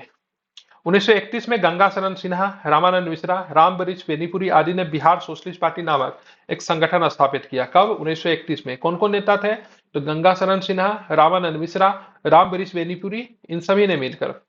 बिहार सोशलिस्ट की स्थापना का श्रेय मुख्य रूप से जयप्रकाश नारायण एवं फूलेना प्रसाद वर्मा जी को दिया जाता है। ठीक है, इन्होंने ऐसा कार्य कब किया था? तो 3 वर्षों के बाद 1934 में। 1934 ईस्वी में पटना के अंजुमन इस्लामिया हॉल में बिहार सोशलिस्ट पार्टी की औपचारिक स्थापना हुई। इसके अध्यक्ष आचार्य श्री नंददेव और सचिव जयप्रकाश नारायण बने थे। ठीक है, तो 1931 में आप ध्यान में रखोगे सोशलिस्ट पार्टी को स्थापित करने का प्रयास तो किया गया था, एक संगठन तो बनाया गया था, जिसमें गंगा शरण सिन्हा भी शामिल थे, रामनंद मिश्रा भी थे, रामबरीश बेनीपुरी थे। लेकिन सोशलिस्ट पार्टी को, जिसको समाजवादी भी कह लीजिए, स्थापित करने का मुख्य रूप से श्रेय किसे जाता है? जयप्रकाश नारायण जी को जाता है, जिन्होंने 1934 में पटना के अंजुमन इस्लामिया हॉल में बिहार सोशलिस्ट पार्टी की औपचारिक रूप से स्थापना की, जिसके अध्यक्ष किसे बनाए गए थे? तो आचार्य नंद देव जी को बनाया गया था। सचिव कौन थे? तो जयप्रकाश नारायण जी थे।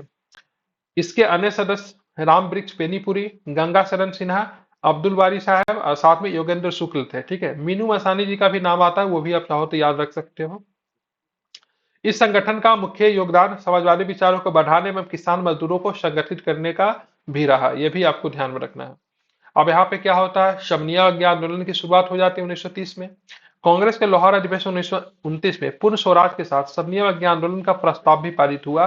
और इस अधिवेशन की अध्यक्षता कौन कर रहे थे? तो जीएल नेहरू, जवाहरलाल नेहरू साहब कर रहे थे। ठीक है, प्रस्ताव के अनुरूप 26 जनवरी 1930 को बिहार सहित संपूर्ण भारत में स्वाधीनता दिवस उत्साह पूर्वक मनाया गया। ठीक है, ये 26 जनवरी का तारीख आगे भी इंपॉर्टेंट रहेगा, क्योंकि इस दिन हम लोग अभी गणतंत्र दिवस भी मनाते हैं। कहीं ना कहीं से इसका ऐतिहासिक प्रारूप आप देखोगे तो यहीं से निकल कर आता है। ठीक है, तो इससे पहले हम लोग डोमिनियन स्टेटस की मांग कर रहे थे, अधिराज्य की मांग कर रहे थे, लेकिन यहाँ पे हमने अधिराज्य की मांग को छोड़ दिया और हम लोगों ने बोला कि भाई साहब अब तो हमको चाहिए पूर्ण स्वराज, पूरी तरीके से आजादी चाहिए। और इसकी शुरुआत हुई थी कांग्रेस के लाहौर अधिवेशन 1929 में। गांधी जी ने 12 मार्च 1930 को दांडी यात्रा प्राप्त की। ठीक है, गांधी जी ने 12 मार्च 1930 को दांडी यात्रा प्रारंभ की। और यात्रा की बात करेंगे तो लगभग 24 दिनों का यात्रा चला, लगभग 240 माइल की दूरी तय की। मैं किलोमीटर नहीं बोल रहा, माइल बोल रहा हूं, इसको किलोमीटर में चेंज करेंगे तो 336 337 किलोमीटर के आसपास आएगा। ठीक है, और 6 अप्रैल 1930 को दांडी में नमक कानून का उल्लंघन किया और सत्याग्रह प्रारंभ हो गया। तो अगर आपसे पूछेगा सबनिया अज्ञा आंदोलन कब प्रारंभ हुआ, तो सबनिया अज्ञा आंदोलन 6 अप्रैल 1930 को प्रारंभ हुआ। ठीक है, अगर दांडी यात्रा की बात करेंगे तो इसकी शुरुआत हुई थी 12 मार्च 1930 को। तो कंफ्यूजन मत होना, ध्यान में रखना, ये 12 मार्च 1930 को दांडी यात्रा की शुरुआत हुआ था। ठीक है, नमक सत्याग्रह या फिर मतलब सबनिया अज्ञा आंदोलन की शुरुआत नहीं हुई थी।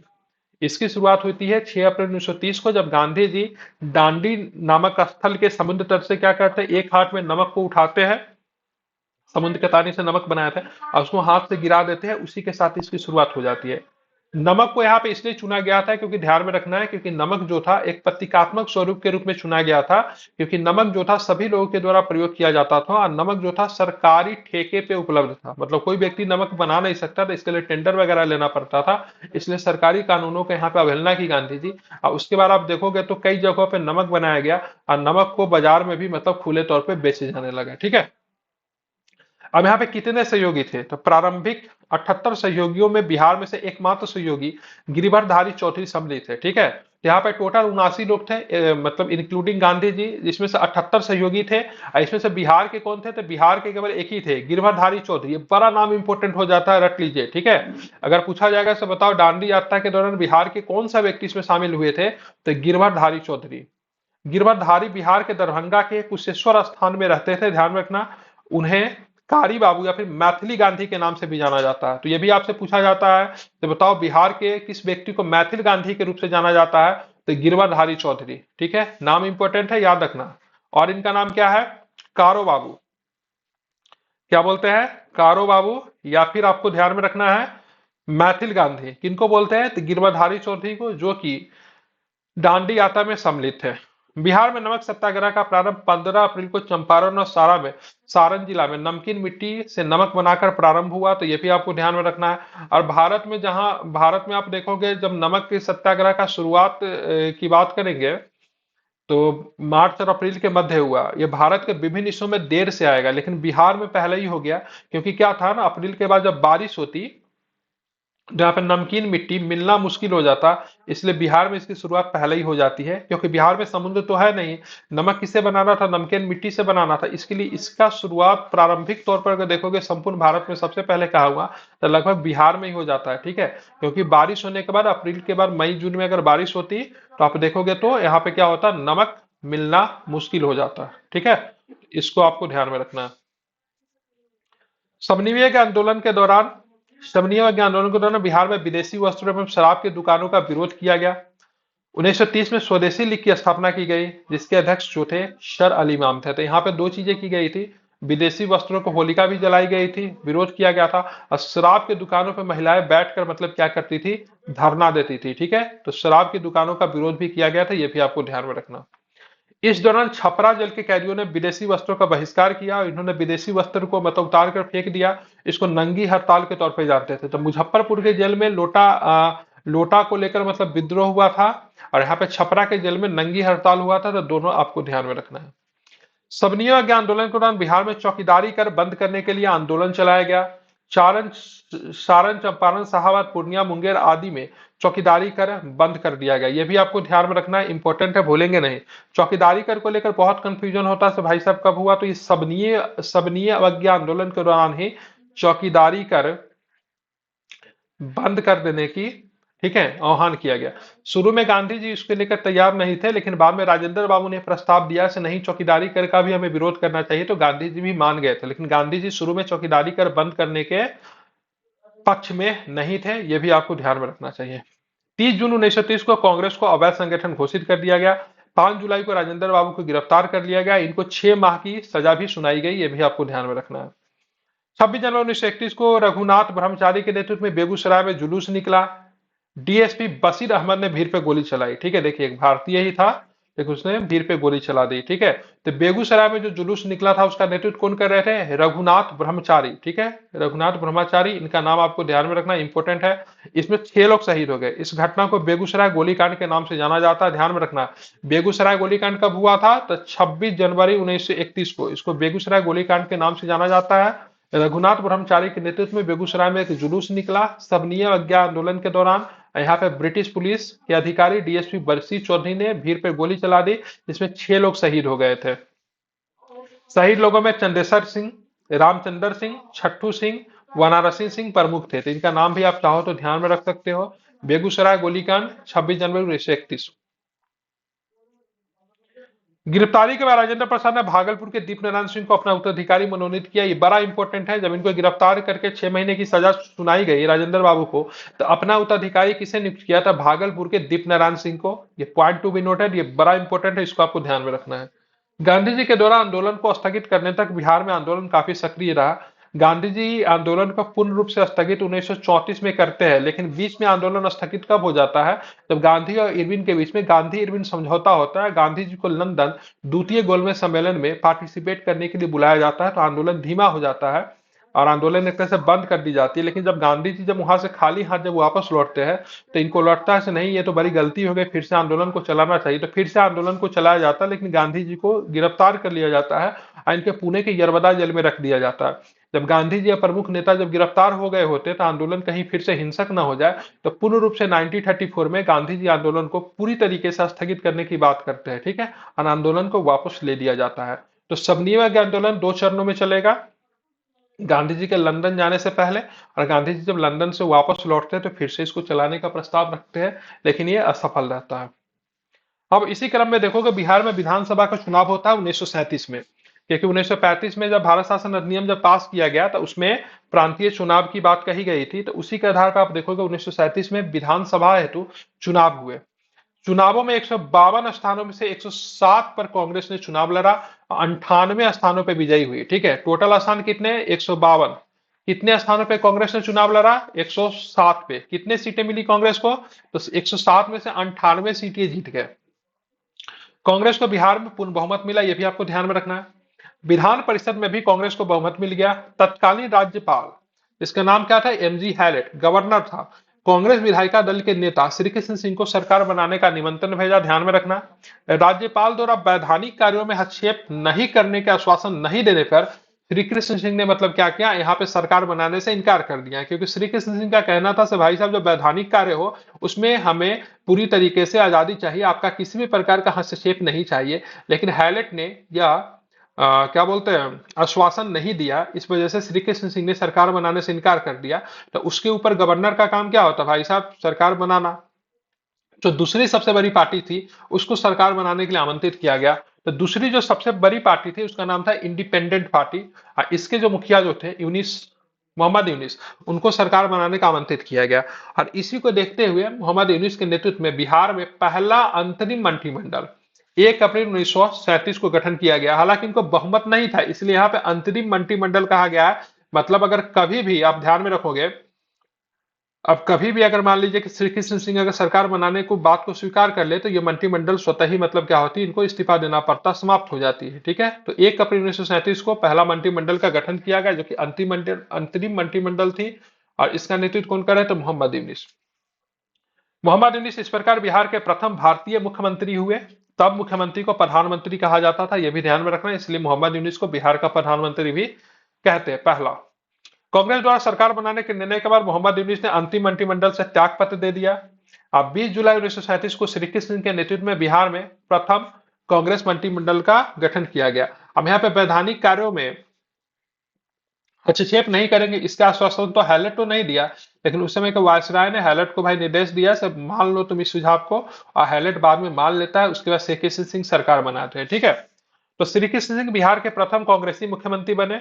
रामदयालु सिंह को बिहार विधानसभा के अध्यक्ष बनाया गया, स्पीकर कह लीजिए इनको। और प्रोफेसर अब्दुल बारी बिहार विधानसभा के उपाध्यक्ष निर्वाचित हुए। तो दोनों नाम आपको ध्यान में रखना है। श्री कृष्ण सिंह की जब सरकार बनती है तो उसमें अध्यक्ष का पद किसे दिया जाता है, रामदयालु सिंह। और साथ में उपाध्यक्ष का पद किसे दिया जाता है, तो अब्दुल बारी जी को दिया जाता है, यह भी आपको ध्यान में रखना है। श्री कृष्ण सिंह के नेतृत्व में गठित कांग्रेस मंत्रिमंडल ने पहली बार मंत्रिमंडल से त्यागपत्र देने की घोषणा फरवरी 1938 में अंडमान निकोबार में कैद राजनीतिक कैदियों को छोड़ने की मांग के कारण की। सरकार द्वारा कैदियों को छोड़े जाने के कारण मंत्रिमंडल द्वारा त्यागपत्र नहीं दिया गया।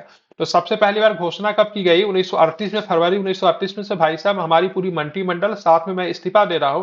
क्योंकि जब ये चुनाव प्रचार के लिए गए थे तो उसमें एक बातें कही गई थी, से जब हमारी सरकार आएगी तो अंडमान से जो कैदी, जो जिनको राजनीतिक कैदी को जो अंडमान के जेल में बंद करके रखा गया है, उनको कैद से छोड़ दिया जाएगा। लेकिन होता क्या है, अंडमान निकोबार से जो राजनीतिक कैदी को वापस तो लाया जाता है, लेकिन उनको बिहार के जेलों में या फिर विभिन्न जेलों में रखा हुआ रहता है। ठीक है, मतलब उनको पूरी तरीके से आजादी नहीं मिलती है।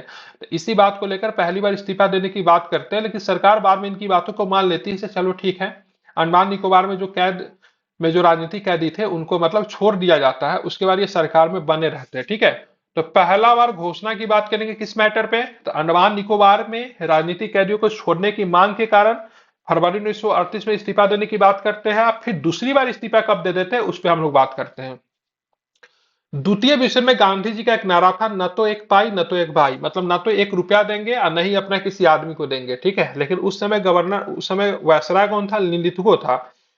युद्ध में, विश्व युद्ध में अंग्रेजों द्वारा कांग्रेस की सहमति के बिना भारत को शामिल किए जाने के विरोध में बिहार में श्री कृष्ण सिंह के नेतृत्व में गठित कांग्रेस मंत्रिमंडल ने 31 अक्टूबर 1939 को त्याग पत्र दे दिया। ठीक है, इसको भी आपको ध्यान में रखना चाहिए।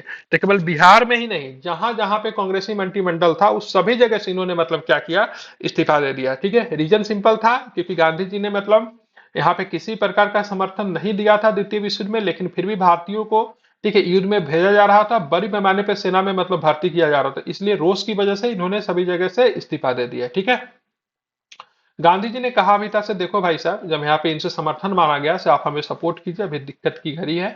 और यहाँ पे जर्मनी आप देख रहे से किस प्रकार से उनका नीति जो है काफी अधिक हिंसक है। तो इन्होंने अपने लेटर में लिखा से देखिए, जर्मनी में जो हिटलर जो कर रहा है वाकई में गलत नीति है, और इसके लिए ब्रिटिश सरकार या फिर ब्रिटिश साम्राज्य को मैं पूरी तरीके से मेरी आत्म समर्थन है। लेकिन जब मैं खुद ही एक गुलाम हूं तो मैं आपको कैसे समर्थन दे सकता हूँ। ठीक है, पहले आप मेरे आजादी की बात करें, फिर मैं हमारा या फिर भारत की तरफ से आपको समर्थन मिलेगी। ठीक है, और साथ में गांधी जी ने एक नारा भी दिया था, न तो एक पाई न तो एक भाई, और किसी भी प्रकार का समर्थन नहीं दिया। जबकि प्रथम विश्व युद्ध में इनको भर्ती कराने वाला सर्जेंट कहा गया था, और इन्होंने पूर्ण रूप से मतलब ब्रिटिश सरकार को मतलब प्रथम विश्व युद्ध में मतलब क्या किया था, समर्थन दिया था। लेकिन यहाँ पे ऐसा किसी प्रकार का समर्थन देखने को नहीं मिलता है। आप देखेंगे व्यक्तिगत सत्याग्रह और बिहार, महात्मा गांधी के नेतृत्व में अगस्त प्रस्ताव के विरुद्ध शांतिपूर्ण आंदोलन के रूप में व्यक्तिगत सत्याग्रह 1940 में प्रारंभ किया गया। अब गांधी जी का मानना यहाँ पे क्या था से देखो, अभी जो हमारा दुश्मन जो है, जो कहीं ना कहीं से युद्ध में फंसा हुआ है, और वैसे क्रम में एक फुल फ्लेज आंदोलन को चलाना बिल्कुल गलत होगा। ये एक कायर वाली भावना होगी से अगर दुश्मन जो है कहीं और भी युद्ध में लगा हुआ है, डेट मीन्स वो द्वितीय विश्व युद्ध में लगा हुआ था, अब फुल फ्लेज आंदोलन हम लोग यहाँ पे शुरू कर दे, ये कायरता होगी। जबकि कांग्रेस के अन्य नेता थे वो चाहते थे अभी बहुत अच्छा मौका है, अगर ब्रिटेन अगर युद्ध में अगर फंसा हुआ तो पूरी ताकत से वो भारत में नहीं लड़ सकता, तो यहाँ पे अब ब्रिटिश को भगाने का सबसे बड़ा मौका अभी है। लेकिन गांधी जी इसके पूरे विरोधी थे, उन्होंने बोला से नहीं ये ठीक नहीं है, और उन्होंने बोला से देखिए फुल फ्लेज आंदोलन शुरू करने से अच्छा क्या रहेगा, प्रति व्यक्ति अपना विरोध जताए, और इसी को देखते हुए व्यक्तिगत सत्याग्रह की शुरुआत हुई। अब प्रथम सत्याग्रही के रूप में आचार्य विनोबा भावे को चुना गया। दूसरे सत्याग्रही की बात करेंगे जवाहरलाल नेहरू थे, और तीसरे सत्याग्रही की बात करेंगे तो ब्रह्मदत्त को चुना गया। ठीक है, ये ध्यान में रखना बहुत इंपॉर्टेंट है, ठीक है, भूलना नहीं आप। प्रथम सत्याग्रही किसे चुना गया था, आचार्य विनोबा भावे को चुना गया था, और कहते हैं इन्होंने गांधी जी की बहुत ही अच्छे से सेवा सत्कार की थी, इसलिए इनको प्रथम सत्याग्रह के रूप में चुना गया था। दूसरे सत्याग्रही कौन थे, जवाहरलाल नेहरू थे। तीसरे सत्याग्रही कौन थे, ब्रह्मदत्त थे। पूछा गया है तीसरे सत्याग्रही, आई थिंक 68वीं या 69वीं बीपीएससी में पूछा गया था। ये लोग विरोध किस प्रकार से करते थे, जो भी सत्याग्रही जो थे, व्यक्तिगत सत्याग्रही, एक किसी स्थान को चुनते थे जो कि सामान्यतः सरकारी परिसर होता था, वहां पे जाते थे, ब्रिटिश सरकार की कायरता या फिर उनकी खराब नीति के ऊपर एक भाषण देते थे, जनता सुनती थी, और बाद में इनको गिरफ्तार कर लिया जाता था। ये स्वेच्छा से गिरफ्तारी देते थे, और भाषण देने से पहले जगह का चुनाव जो करते तो वो भी मतलब ब्रिटिश अधिकारी को बता देते थे, मैं फलना जगह पे जाऊंगा, इतने बजे जाऊंगा, इस प्रकार का भाषण दूंगा। ठीक है, इस तरीके से व्यक्तिगत सत्याग्रह चलाया गया। अब आते हैं बिहार के संदर्भ में, बड़ा इंपॉर्टेंट है। बिहार में प्रथम सत्याग्रही श्री कृष्ण सिंह, उसके बाद की बात करेंगे अनुग्रह नारायण सिंह, और ध्यान में रखना दोनों को चुना गया था। दूसरे सत्याग्रही अनुग्रह नारायण सिंह, प्रथम सत्याग्रह की बात करेंगे तो श्री कृष्ण सिंह। लेकिन सेंट्रल में राष्ट्रीय स्तर पर आचार्य विनोबा भावे, फिर जवाहरलाल नेहरू, फिर ब्रह्मदत्त। अब यहाँ पे ध्यान में रखना पहले सत्याग्रही कौन थे, कृष्ण सिंह थे। दूसरे सत्याग्रही की बात करें अनुग्रह नारायण सिंह थे। गया में गौरी शंकर सिंह तथा सिलाब में श्याम नारायण सिंह को व्यक्तिगत सत्याग्रह में शामिल किया गया। तो ऐसे भी आपसे पूछा जाएगा गया से, ठीक है, सत्याग्रही कौन थे, तो गौरी शंकर सिंह। और सिलाब से कौन थे, तो ध्यान में रखना श्याम नारायण सिंह। तो ये चार पांच नाम जो है काफी अधिक इंपॉर्टेंस रहने वाला है, इसको आप लोग जरूर कर लेना। अब आते हैं भारत छोड़ो आंदोलन और बिहार। देखिए क्रिप्स मिशन आती है, और क्रिप्स मिशन की बात करेंगे तो डोमिनियन स्टेटस लेकर आती है, तो भाई साहब से डोमिनियन स्टेटस ले लो। लेकिन कहते हैं गांधी जी से, भाई साहब ये तो पोस्ट डेटेड चेक हो गया, क्योंकि इसकी मांग तो हम लोग बहुत पहले कर रहे थे, 1928 से पहले हम लोग इसकी मांग कर रहे थे, 1929 से तो हम पूर्ण स्वराज की मांग कर रहे हैं। ठीक है, तो जो भी आप लेकर आए चुपचाप जिस फ्लाइट से आए उसी फ्लाइट से वापस चले जाओ, मुझे आपका किसी प्रस्ताव नहीं चाहिए। तो क्रिप्स मिशन होता है असफल। क्रिप्स मिशन की असफलता के बाद गांधी जी राष्ट्रीय स्तर पर 8 अगस्त 1942 को कांग्रेस द्वारा भारत छोड़ो आंदोलन प्रारंभ किया गया। गांधी जी ने यहाँ पे डू और डाई का नारा दिया, क्योंकि उनको लगा से भाई साहब व्यक्तिगत सत्याग्रह से कोई मतलब क्या होता है, फर्क नहीं पड़ने वाला है। और चर्चिल की वहां पे क्या होती है, सरकार आ जाती है। चर्चिल जो था बहुत ही मतलब समाजवादी किस्म का व्यक्ति था। और क्रिप्स मिशन की जो बात करेंगे, जो प्रस्ताव जो लेकर आया था, और प्रस्ताव क्या था, वो धमकी ज्यादा था। इसमें डोमिनियन स्टेटस की बात की गई थी, और साथ में बोला गया था भारत पूर्ण रूप से मतलब समर्थन देगा द्वितीय विश्व युद्ध में। ठीक है, लेकिन गांधी जी और प्रमुख नेताओं ने क्या किया, इसे पूरी तरीके से मतलब क्या किया, अस्वीकार कर दिया। 9 अगस्त को कांग्रेस के प्रमुख नेताओं को गिरफ्तार किया गया। बिहार में राजेंद्र प्रसाद को गिरफ्तार करके बांकीपुर जेल में रखा गया। ठीक है, ध्यान में रखना एक जीरो आवर चला गया था, ऑपरेशन जीरो आवर, और 8 अगस्त को ध्यान में रखना शुरू हुआ था, और 9 अगस्त तक सभी नेताओं को 12 बजे से पहले तक सभी नेताओं को गिरफ्तार कर लिया, उनको विभिन्न जेलों में रखा गया था। यहाँ पे जेल का नाम बहुत अधिक इंपोर्टेंट हो जाता है। ठीक है, तो सबसे ध्यान में रखना किसको कहाँ रखा गया था, राजेंद्र बाबू को रखा गया था बांकीपुर जेल में। ठीक है, अब यहाँ पे ध्यान में रखना अहमदनगर फोर्ट में रखा गया था नेहरू जी को। ठीक है, उसके बाद बात करेंगे तो इनको रखा गया था हजारीबाग जेल में रखा गया था जयप्रकाश नारायण जी को। तो कुछ प्रमुख जेल है, उसको आपको नाम में ध्यान रखना चाहिए। बलदेव सहाय ने अंग्रेजों द्वारा कांग्रेस के प्रमुख नेताओं की गिरफ्तारी के विरोध में महाधिवक्ता पद से इस्तीफा दे दिया। तो बलदेव सहाय की बात करेंगे, महाधिवक्ता के पद पे थे, इन्होंने प्रमुख नेताओं को जब गिरफ्तार किया गया तो उन्होंने इस पद से इस्तीफा दे दिया, यह भी आपको ध्यान में रखना है। अब इसी क्रम में एक बहुत ही गंभीर घटना होती है, जो कि आई थिंक सबसे भयावह घटना आप कह सकते हो उस समय जो बिहार में घटी। समय था 11 अगस्त 1942 बिहार के विद्यार्थियों ने सचिवालय भवन के सामने जुलूस के साथ मुख्य इमारत पर झंडा फहराने का प्रयास किया। ठीक है, पटना सचिवालय। पटना के तत्कालीन जिलाधिकारी, जिसका नाम था डब्ल्यू सी आर्चर, के आदेश पे गोलियां चलाई गई और 7 छात्र गोलीकांड में शहीद हो गए। अनेक छात्र गंभीर रूप से घायल हुए। इनमें 7 छात्र कौन कौन थे? तो सबसे पहले उमाकांत सिन्हा, नरेंद्रपुर सारण से आते थे। रामानंद सिंह की बात करेंगे, शहादत नगर पटना से आते थे। सतीश प्रसाद झा की बात करेंगे तो खरहरा भागलपुर से आते थे। राजेंद्र सिंह की बात करेंगे, बनवारचक सारण से आते थे। राम गोविंद सिंह की बात करेंगे तो दशरथा पटना से आते थे। और देवीपत चौधरी की बात करेंगे तो सिलहट जमालपुर से आते थे, ध्यान में रखना। और साथ में अगर बात करेंगे जगपति कुमार की बात करेंगे तो खराठी गया से आते थे। तो इनके क्षेत्र का नाम भी याद रखना पड़ेगा, सातों क्षेत्र का नाम भी आपको, सातों छात्र का भी नाम आपको ध्यान में रखना पड़ेगा। उमाकांत सिंह सारण से आते थे। रामानंद सिंह पटना से आते थे। सतीश प्रसाद झा भागलपुर से आते थे। राजेंद्र सिंह की बात करेंगे तो ये आपको आते थे बनवार बनवारचक सालन से आते थे।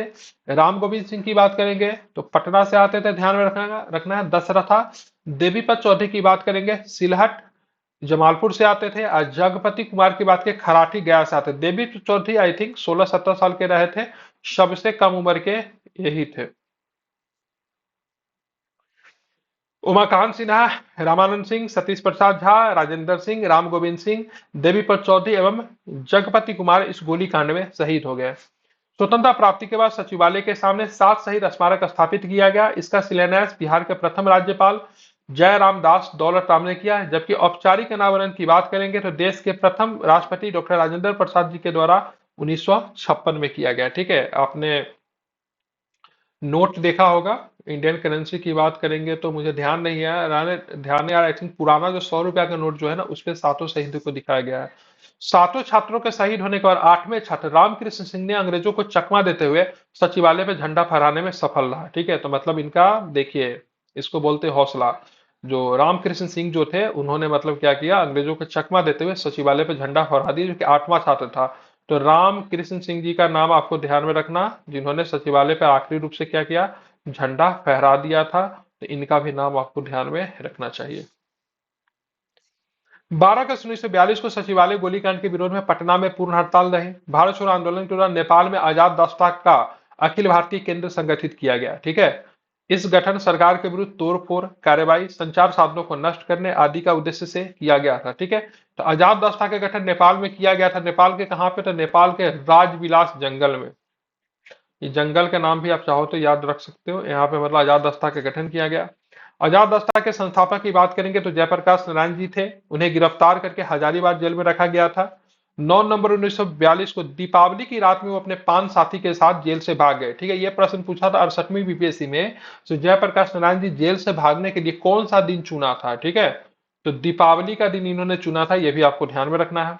ये 5 साथी में कौन थे? रामानंद मिश्र थे, सूरज नारायण सिंह थे, योगेंद्र शुक्ल थे, गुलाबी सुनार थे और शालिग्राम सिंह थे। ठीक है, ध्यान में रखना। राम वृक्ष बेनीपुरी की बात करेंगे, इनको जेल से भागने में मदद किया था। ठीक है, तो राम वृक्ष बेनीपुरी जो कि लेखक थे, कवि कह लीजिए, इन्होंने जेल से भागने में इन सब की मदद की थी। तो ये भी आपको ध्यान में रखना है। मैं 5 साथी का नाम एक बार फिर से बोल रहा हूँ। रामानंदन मिश्र, सूरज नारायण सिंह, योगेंद्र शुक्ल, गुलाबी सुनार, शालिग्राम सिंह। ठीक है, ध्यान में रखना। ये सभी लोग जेल की दीवार फांद कर भाग निकले और आजाद दस्ता का इन्होंने गठन किया। बाद में जाके ये लोग पकड़े भी जाते हैं। नेपाल में आजाद दस्ता का परीक्षण शिविर राजविलास जंगल में गठित किया गया। इसमें बिहार के युवाओं को छापामार युद्ध एवं अग्नि शास्त्रों को चलाने की शिक्षा दी गई। ठीक है, इसके निदेशक कौन थे? तो सरदार नित्यानंद सिंह थे। ठीक है, बाद में ये भी गोलीकांड में शहीद हो जाते, सरदार नित्यानंद सिंह। ध्यान रखना, आई थिंक सोनबरसा गोलीकांड में शहीद हो जाते। एक बार करेक्ट कीजिएगा मुझे, if I am not wrong, if I am wrong.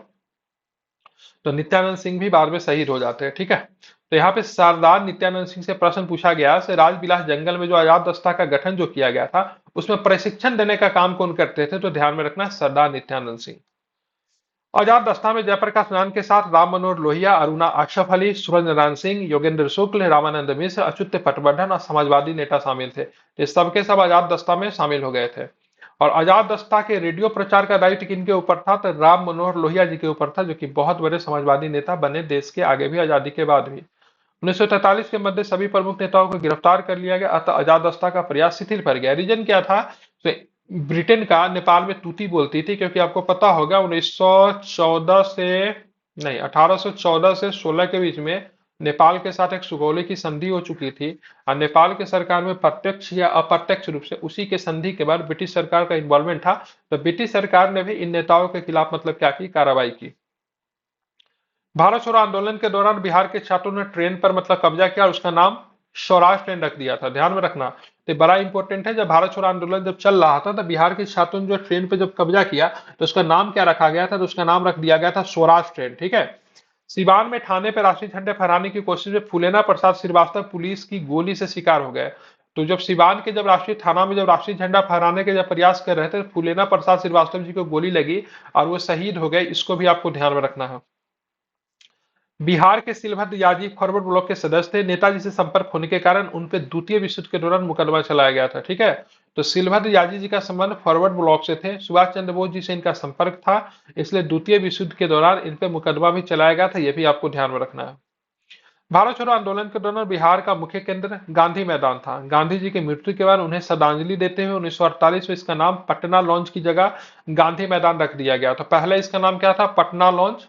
लेकिन जब गांधी जी का जब मृत्यु हो जाता है 1948 में, तो उसके बाद इसका नाम बदलकर इसका नाम क्या रखा गया? तो गांधी मैदान रख दिया गया। ध्यान में रखना। प्रथम स्वतंत्रता संग्राम का जो आयोजन जो होता है यहीं पे किया गया था, उसी साल इसका नाम जो था गांधी मैदान रखा गया, क्योंकि जो कार्ड जो मिलता है ना, आमंत्रण पत्र, उस पे गांधी मैदान वहां पे लिखा हुआ था। भारत छोड़ो आंदोलन में बिहार से 15,000 से अधिक व्यक्ति बंदी बनाए गए, 87 से 83 की सजा हुई, 134 शहीद हुए और 362 व्यक्ति घायल हुए। ठीक है। तो अब शहीद का नाम ध्यान में रखिएगा, 134 व्यक्ति जो थे यहाँ पे शहीद हो गए। ठीक है। 11 सितंबर 1942 को हाउस ऑफ कॉमन्स में ब्रिटिश राजनीति एमरी ने कहा था, बिहार में उपद्रव विशेष रूप से उग्र है और यह प्रांत अत्यधिक महत्वपूर्ण क्षेत्र है। ठीक है। ये कथन बड़ा इंपॉर्टेंट हो सकता है, मार्क कर लीजिए। यहाँ पे हाउस ऑफ कॉमन्स की बात करेंगे, तो हमारे यहाँ जिस प्रकार से लोकसभा होता है लोअर हाउस, इसी तरह से ब्रिटेन में क्या होता है? हाउस ऑफ कॉमन्स होता है, और वहां पे अपर हाउस को हाउस ऑफ लॉर्ड्स कहा जाता है। ठीक है। तो हाउस ऑफ कॉमन्स में ब्रिटिश राजनीतिज्ञ एमरी ने कहा था, बिहार में उपद्रव विशेष रूप से उग्र है और यह प्रांत एक महत्वपूर्ण क्षेत्र है। तो एमरी का कथन को भी आपको ध्यान में रखना चाहिए। अब हम लोग देखेंगे बिहार पृथक राज्य का गठन किस प्रकार से हुआ, इसको भी हम लोग देखते हैं। तो पृथक बिहार राज्य के गठन का श्रेय किसे जाता है? सच्चिदानंद सिन्हा जी को जाता है। उन्होंने महेश नारायण, श्री कृष्ण सहाय, नंद किशोर लाल के साथ मिलकर 1894 में पटना में बिहारी टाइम्स या फिर बिहार टाइम्स समाचार पत्र निकालना प्रारंभ किया। ठीक है। तो ये तारीख काफी इंपॉर्टेंट है। से बिहारी टाइम्स का प्रकाशन पटना से कब हुआ, इसका श्रेय किसे जाता है? डॉक्टर सच्चिदानंद सिन्हा जी को जाता है। 1894 से निकल रहा है। ठीक है। अब बिहारी टाइम्स के मुख्य संपादक की बात करेंगे तो महेश नारायण थे, ये भी आपको ध्यान में रखना चाहिए।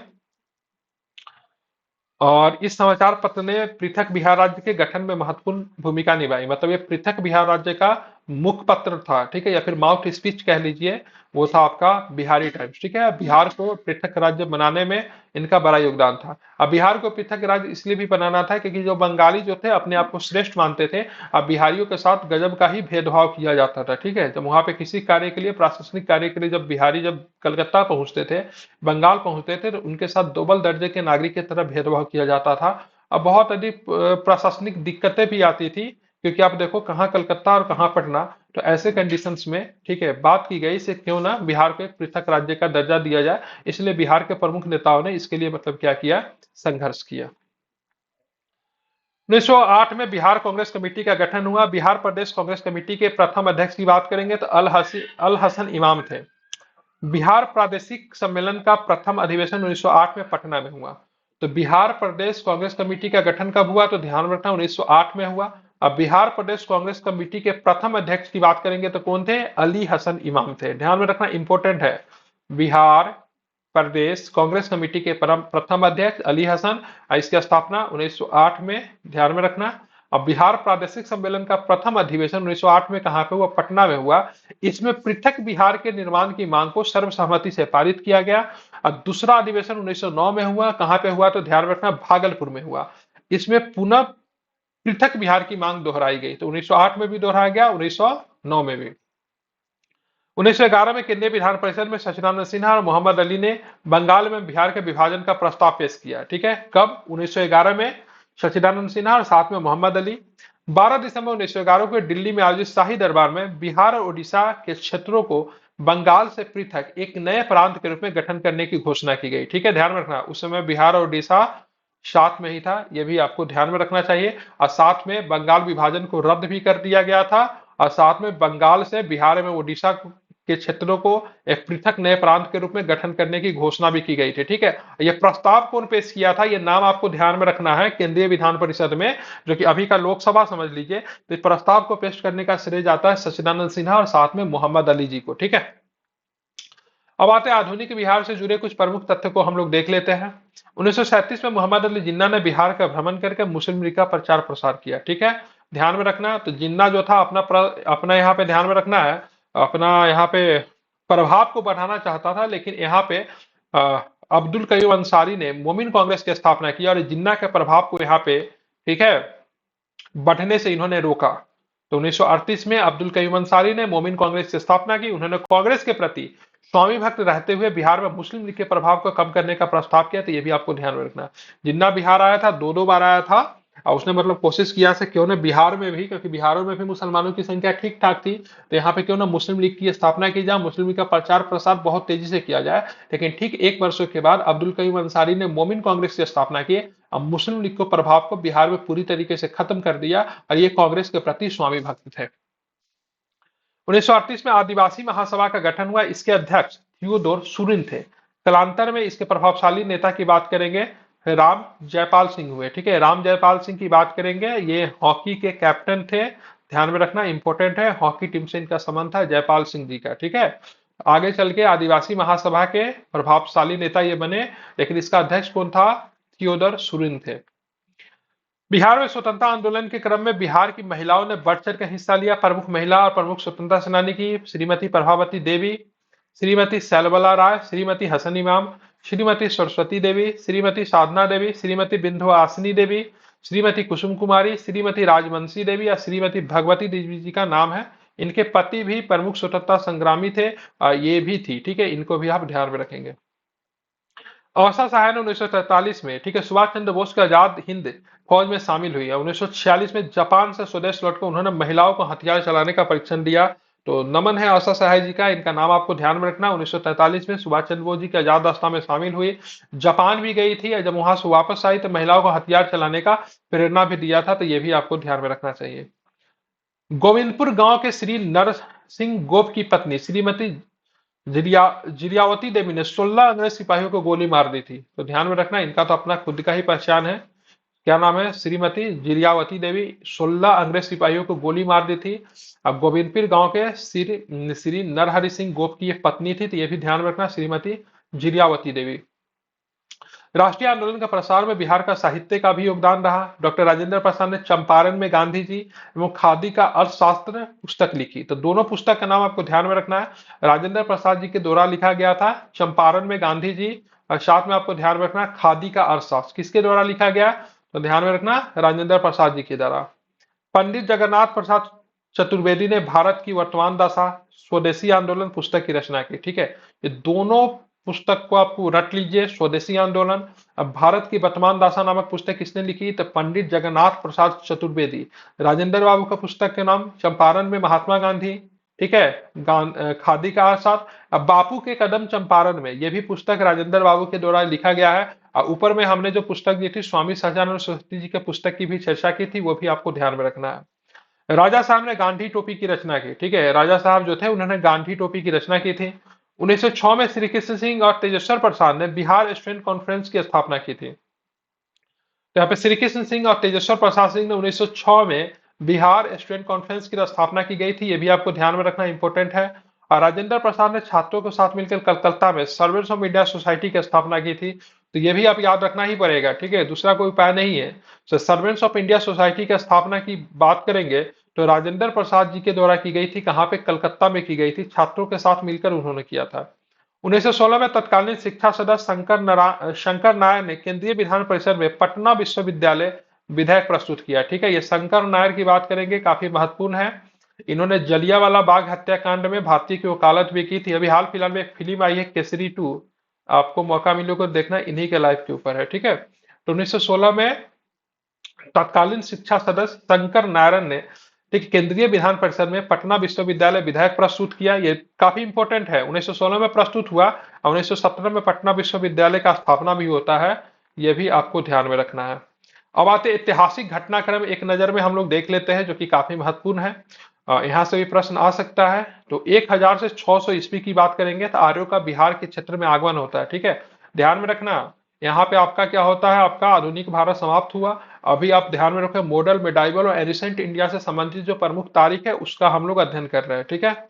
आर्यों का बिहार के क्षेत्र में आगमन की बात करेंगे 1000 से 600 ईसा पूर्व, ठीक है। इसको हम लोग बोलते हैं क्या, उत्तर वैदिक काल बोलते हैं, क्योंकि पूर्व वैदिक काल में आपको बिहार में आर्यों का आगमन नहीं होता है, ठीक है। ये उत्तर वैदिक काल की घटना है, ध्यान में रखना। 563 ईस्वी पूर्व में गौतम बुद्ध जी का जन्म होता है। 540 ईसा पूर्व में महावीर स्वामी का जन्म होता है, लेकिन एनसीईआरटी के अनुसार क्या है, तो 599 है, ये भी आपको ध्यान में रखना है। 483 ईसा पूर्व की बात करेंगे तो गौतम बुद्ध जी का महापरिनिर्वाण होता है। और महावीर स्वामी जी का निधन की बात करेंगे तो ध्यान रखना 468 ईसा पूर्व है, लेकिन एनसीईआरटी इसको क्या मानता है, 527 मानता है। तो 599 ईसा पूर्व में इनका जन्म और 527 ईसा पूर्व में इनका निधन होता है। 544 ईसा पूर्व की बात करेंगे तो बिंबिसार का मगध का उत्थान, हरेक वंश की स्थापना होता है। 455 की बात करेंगे तो उदयन का पाटलिपुत्र को प्रथम बार राजधानी बनाना होता है। 344 में अगर बात करेंगे तो नंद वंश की स्थापना होता है, जो कि मगध पर मौर्य वंश के द्वारा इसकी समाप्त कर दी जाती है। 321 की बात करेंगे तो चंद्रगुप्त मौर्य के द्वारा मौर्य वंश की स्थापना होती है, क्योंकि नंद के बाद आता है। 261 की बात करेंगे तो कलिंग युद्ध होता है 261 ईसा पूर्व में, ध्यान में रखना। मौर्य वंश के अंतिम शासक बृहद्रथ की हत्या, शुंग वंश की स्थापना होती है 185 ईसा पूर्व में। शुंग वंश के संस्थापक का नाम पुष्यमित्र शुंग था। मौर्य वंश का प्रशासन की बात करेंगे तो 137 वर्षों तक चला, मिस्टेक। अब चलेंगे 78 ईस्वी में क्या होता है, कनिष्क द्वारा राजा बनने के अवसर पर शक संवत प्रारंभ हुआ। 320 में बात करेंगे गुप्त संवत प्रारंभ होता है, ठीक है। ध्यान रखना है, गुप्त संवत चंद्रगुप्त के द्वारा 320 में और कनिष्क के द्वारा 78 ईस्वी में, ठीक है, शक संवत। 635 में बिहार की यात्रा हुएनसोंग करता है। 673 में इत्सिंग के द्वारा बिहार का यात्रा होता है, दोनों के दोनों कौन थे, तो चीनी यात्री थे। 750 में पाल वंश की स्थापना होता है गोपाल के द्वारा बिहार एवं बंगाल के क्षेत्रों में। 1198 में गधा बख्तियार खिलजी का बिहार शरीफ विजय होता है, नालंदा विश्वविद्यालय और बिहार नालंदा विश्वविद्यालय को भी ये क्या करता है, विक्रमशिला नालंदा विश्वविद्यालय को वो तहस नहस कर देता है। 1225 में इल्तुतमिश का बिहार बंगाल का अभियान होता है, ध्यान रखना 1225 में। 1324-25 में गयासुद्दीन तुगलक का बिहार अभियान होता है, इसी साल ये मारा भी जाता है लकड़ी वाला महल गिरने से। और 1359-60 में फिरोज शाह का बिहार अभियान होता है, 59 और 60 में। 1504 में सिकंदर लोदी का बिहार अभियान होता है, ध्यान में रखना। 1504 में आगरा की स्थापना भी सिकंदर लोदी ने किया था और 1506 में आगरा को इसने राजधानी भी बनाया था, यह भी आपको ध्यान में रखना। 1529 की बात करेंगे तो ध्यान में रखना बाबर का नुहानियों पर विजय होता है। अब 1532 में हुमायूं का नुहानियों पर विजय होता है, तो दोनों आपको ध्यान में रखना 29 और 32। सूरजगढ़ी की लड़ाई होता है, ध्यान में रखना। शेरशाह सूरी के बीच में, शेरशाह सूरी था, इसमें और कौन था, बंगाल, ठीक है, बंगाल इंपायर बंगाल में रहा होगा। बंगाल और शेरशाह सूरी के बीच में होता है, ठीक है, सूरजगढ़ी 1534 में। चौसा का युद्ध जिसमें शेरशाह सूरी जीतते हैं, ध्यान में रखना 1539 में हुमायूं के साथ होता है। और कन्नौज का युद्ध में शेरशाह सूरी की जीत होती है, यहाँ पे इन्होंने शेरशाह की उपाधि भी धारण की थी, वो भी ध्यान रखना। सूरवंश की स्थापना की बात करेंगे 1540 में होता है। शेरशाह की बात करेंगे पटना का पुनर्निर्माण कब करते हैं, तो 1541 में करते हैं। और सासाराम में शेरशाह के मकबरे का निर्माण 1545 में पूरा होता है, हालांकि अपने जीवन में ही शुरुआत कर देते हैं। कलंजर के युद्ध के दौरान शेरशाह का निधन हो जाता है। अकबर का बिहार विजय की बात करें, वही दाऊद खान को पटना से भागने पे विवश किया था, 1576 में होता, लेकिन 1580 में बिहार को एक प्रांत का दर्जा दिया जाता है, यह भी आपको ध्यान में रखना है। 1616 में मनेर में दौलत शाह के मकबरे का निर्माण होता है। शहजादा परवेज को बिहार का प्रांतपति बनाया जाता है। इसके बाद बिहार का जो भी प्रांतपति बनेगा वो मुगल शहजादा ही होता है, ठीक है। 1632 में पीटर मुंडी की बिहार यात्रा होता है। डचों के व्यापारी केंद्र की स्थापना भी 1632 में होती है। अब यहाँ पे पीटर मुंडी देखता है भाई साहब, डच अगर व्यापार कर सकते हैं तो फिर ब्रिटिश क्यों नहीं, ठीक है। और इसी के क्रम में आप देखोगे 1651 में क्या करता है, व्यापारी केंद्र की स्थापना करता है कौन, ब्रिटिश। तो 1651 में ब्रिटिश व्यापारी केंद्र की वास्तविक स्थापना होती है। 1666 में श्री गुरु गोविंद सिंह जी का जन्म होता है। जब गुरु तेग बहादुर उनकी पत्नी गुजरी देवी बिहार के यात्रा पे थे तो गुजरी देवी जी मां बनने वाली थी और इसी क्रम में वो बिहार में ही रह जाती है और 1666 में गुरु गोविंद सिंह जी का स्थापना होता है और 1699 में खालसा पंथ की स्थापना भी वो करते हैं। 1670 की बात करेंगे तो ध्यान रखें जॉन मार्शल का बिहार यात्रा होता है और इसी क्रम में ये देखता है कि भाई साहब एक अनानागार, नहीं सॉरी मिस्टेक, 1699 आप देखेंगे तो श्री गोविंद सिंह जी के द्वारा खालसा पंथ को स्थापित किया जाता है। 1713 में आप देखोगे तो फर्रुखसियर का बिहार में राज्याभिषेक होता है। दो शासक का बिहार में राज्याभिषेक होता है। Farrukhsiyar was one of them. ठीक है, आगे भी हम लोग देखेंगे। अंग्रेज कंपनी का व्यापारिक एक अधिकार कब मिलता है? फर्रुखसियर के द्वारा दिया जाता है, ध्यान रखना 1717 में, जिसको मैग्ना कार्टा कहा गया। 1740 में बिहार का नवाब कुर्मा अलवर्दी खान, कौन सा युद्ध के बाद? गिरिया का युद्ध के बाद, जिसमें सरफराज हुसैन खान अलवर्दी खान से पराजित होते हैं। 1756 की बात करेंगे, अलवर्दी खान का निधन हो जाता है। सिराजुद्दौला बंगाल का नवाब बना। अलवर्दी खान ने, ठीक है, यूरोपियन की तुलना मधुमक्खी के छत्ते से की थी। ठीक है। प्लासी के युद्ध की बात करेंगे 1757 में है। बक्सर का युद्ध कब हुआ तो ध्यान रखना 1764 में है। इलाहाबाद में दो संधियां होती है, 12 अगस्त और 16 अगस्त को, ध्यान में रखना 1765 में। बिहार में भीषण अकाल कब बना तो 1770 में पड़ा। और गोलघर का निर्माण की बात करेंगे तो 1784 ईस्वी में हुआ गोलघर का निर्माण। बहावी आंदोलन का प्रारंभ की बात करेंगे तो कब हुआ? 1821 में। दो केंद्र थे, एक पटना था, एक ध्यान में रखना सितना था। ठीक है। 1855 संपल में संथाल विद्रोह प्रारंभ होता। 1856 में मुजफ्फरपुर में लोटा विद्रोह होता, वही पित्तल वाले लोटा की मांग के लिए। देवघर में बिहार में 1857 का क्रांति का प्रसार हुआ, कहां पे? तो देवघर के रोहनी गांव से। पटना अभियान द्वारा बहावी आंदोलन का दमन किया गया, ध्यान में रखना। बिहार में अकाल कब पड़ा तो 1874 में। राजेंद्र प्रसाद जी का जन्म हुआ जीरादई गांव में सिवान में 1884 में। बिरसा आंदोलन चला 1899 और 1900 के बीच में। 1900 ईस्वी में बिरसा मुंडा जी को कैद करके रांची के जेल में रखा गया, जहां पर उनका देहांत हो गया। 1906 में बिहार स्टूडेंट कॉन्फ्रेंस की स्थापना की गई राजेंद्र प्रसाद जी के द्वारा, यह भी आप ध्यान में रखना। मुजफ्फरपुर बम कांड, बिहार प्रदेश कांग्रेस कमेटी का गठन 1908 में हुआ। पृथक बिहार प्रांत बनाने की घोषणा की बात की 1911 में किया गया। 1912 में पृथक बिहार प्रांत का गठन किया गया, जिसमें ओडिशा भी शामिल था। 1913 में पटना में सचिंद्र सन्याल द्वारा अनुशीलन समिति का गठन किया गया, इंपॉर्टेंट है, मार्क कर लीजिए। 1914 में ताना भगत आंदोलन चलाया गया, जो कि हिंसक नहीं था, गांधीवादी आंदोलन था। 1916 में पटना उच्च न्यायालय की स्थापना की गई, ध्यान में रखना। बिहार में होम रूल प्रारंभ भी हुआ, कब हुआ? 1916 में। पटना विश्वविद्यालय की स्थापना, ध्यान में रखना, शंकर नारायण जी के द्वारा 1916 में विधेयक प्रस्तुत किया गया, उसी के आधार पर पटना विश्वविद्यालय की स्थापना 1917 में हुई। 1919 में बिहार में खिलाफत आंदोलन प्रारंभ हो जाता है, स्वामी विद्यानंद के नेतृत्व में किसान आंदोलन होता है दरभंगा राज्य के विरुद्ध, यह भी आपको ध्यान में रखना है। बिहार में असहयोग आंदोलन 1920 में प्रारंभ हुआ। मजरुल हक द्वारा पटना में सदाकत आश्रम की स्थापना की गई, जिसमें जमीन किसने दिया था तो ध्यान में रखना खैरू मियां ने जमीन दिया था। महात्मा गांधी के द्वारा बिहार विद्यापीठ की स्थापना की गई, कब की गई तो 6 फरवरी को, ठीक है, 1921 को। बिहार में स्वराज दल का गठन किया गया 1923 में, ठीक है। बिहार प्रांतीय किसान सभा का गठन किया गया 1929 में सोनपुर मेला में। अध्यक्ष कौन थे? स्वामी सहजानंद सरस्वती, ठीक है। सचिव का नाम आप कमेंट में बताइए। बिहार में नमक सत्याग्रह की शुरुआत की बात करें 1930 में हुई। बिहार में सोशलिस्ट पार्टी का गठन किया गया 1931 में, लेकिन औपचारिक रूप से बिहार सोशलिस्ट पार्टी की स्थापना कब हुई तो ध्यान में रखना, तो आचार्य नरेंद्र देव, और साथ में सचिव की बात करेंगे तो कौन थे तो जयप्रकाश नारायण जी की। इसकी स्थापना अंजुमन इस्लामिया हॉल में 1934 में हुई थी। बिहार प्रांतीय चुनाव की बात करेंगे, इसकी स्थापना कब हुई थी तो ध्यान रखना 1937 में हुई थी, जिसमें से 100 106 में से 98 सीटों पे इन्होंने चुनाव जीता था, ठीक है, कांग्रेस।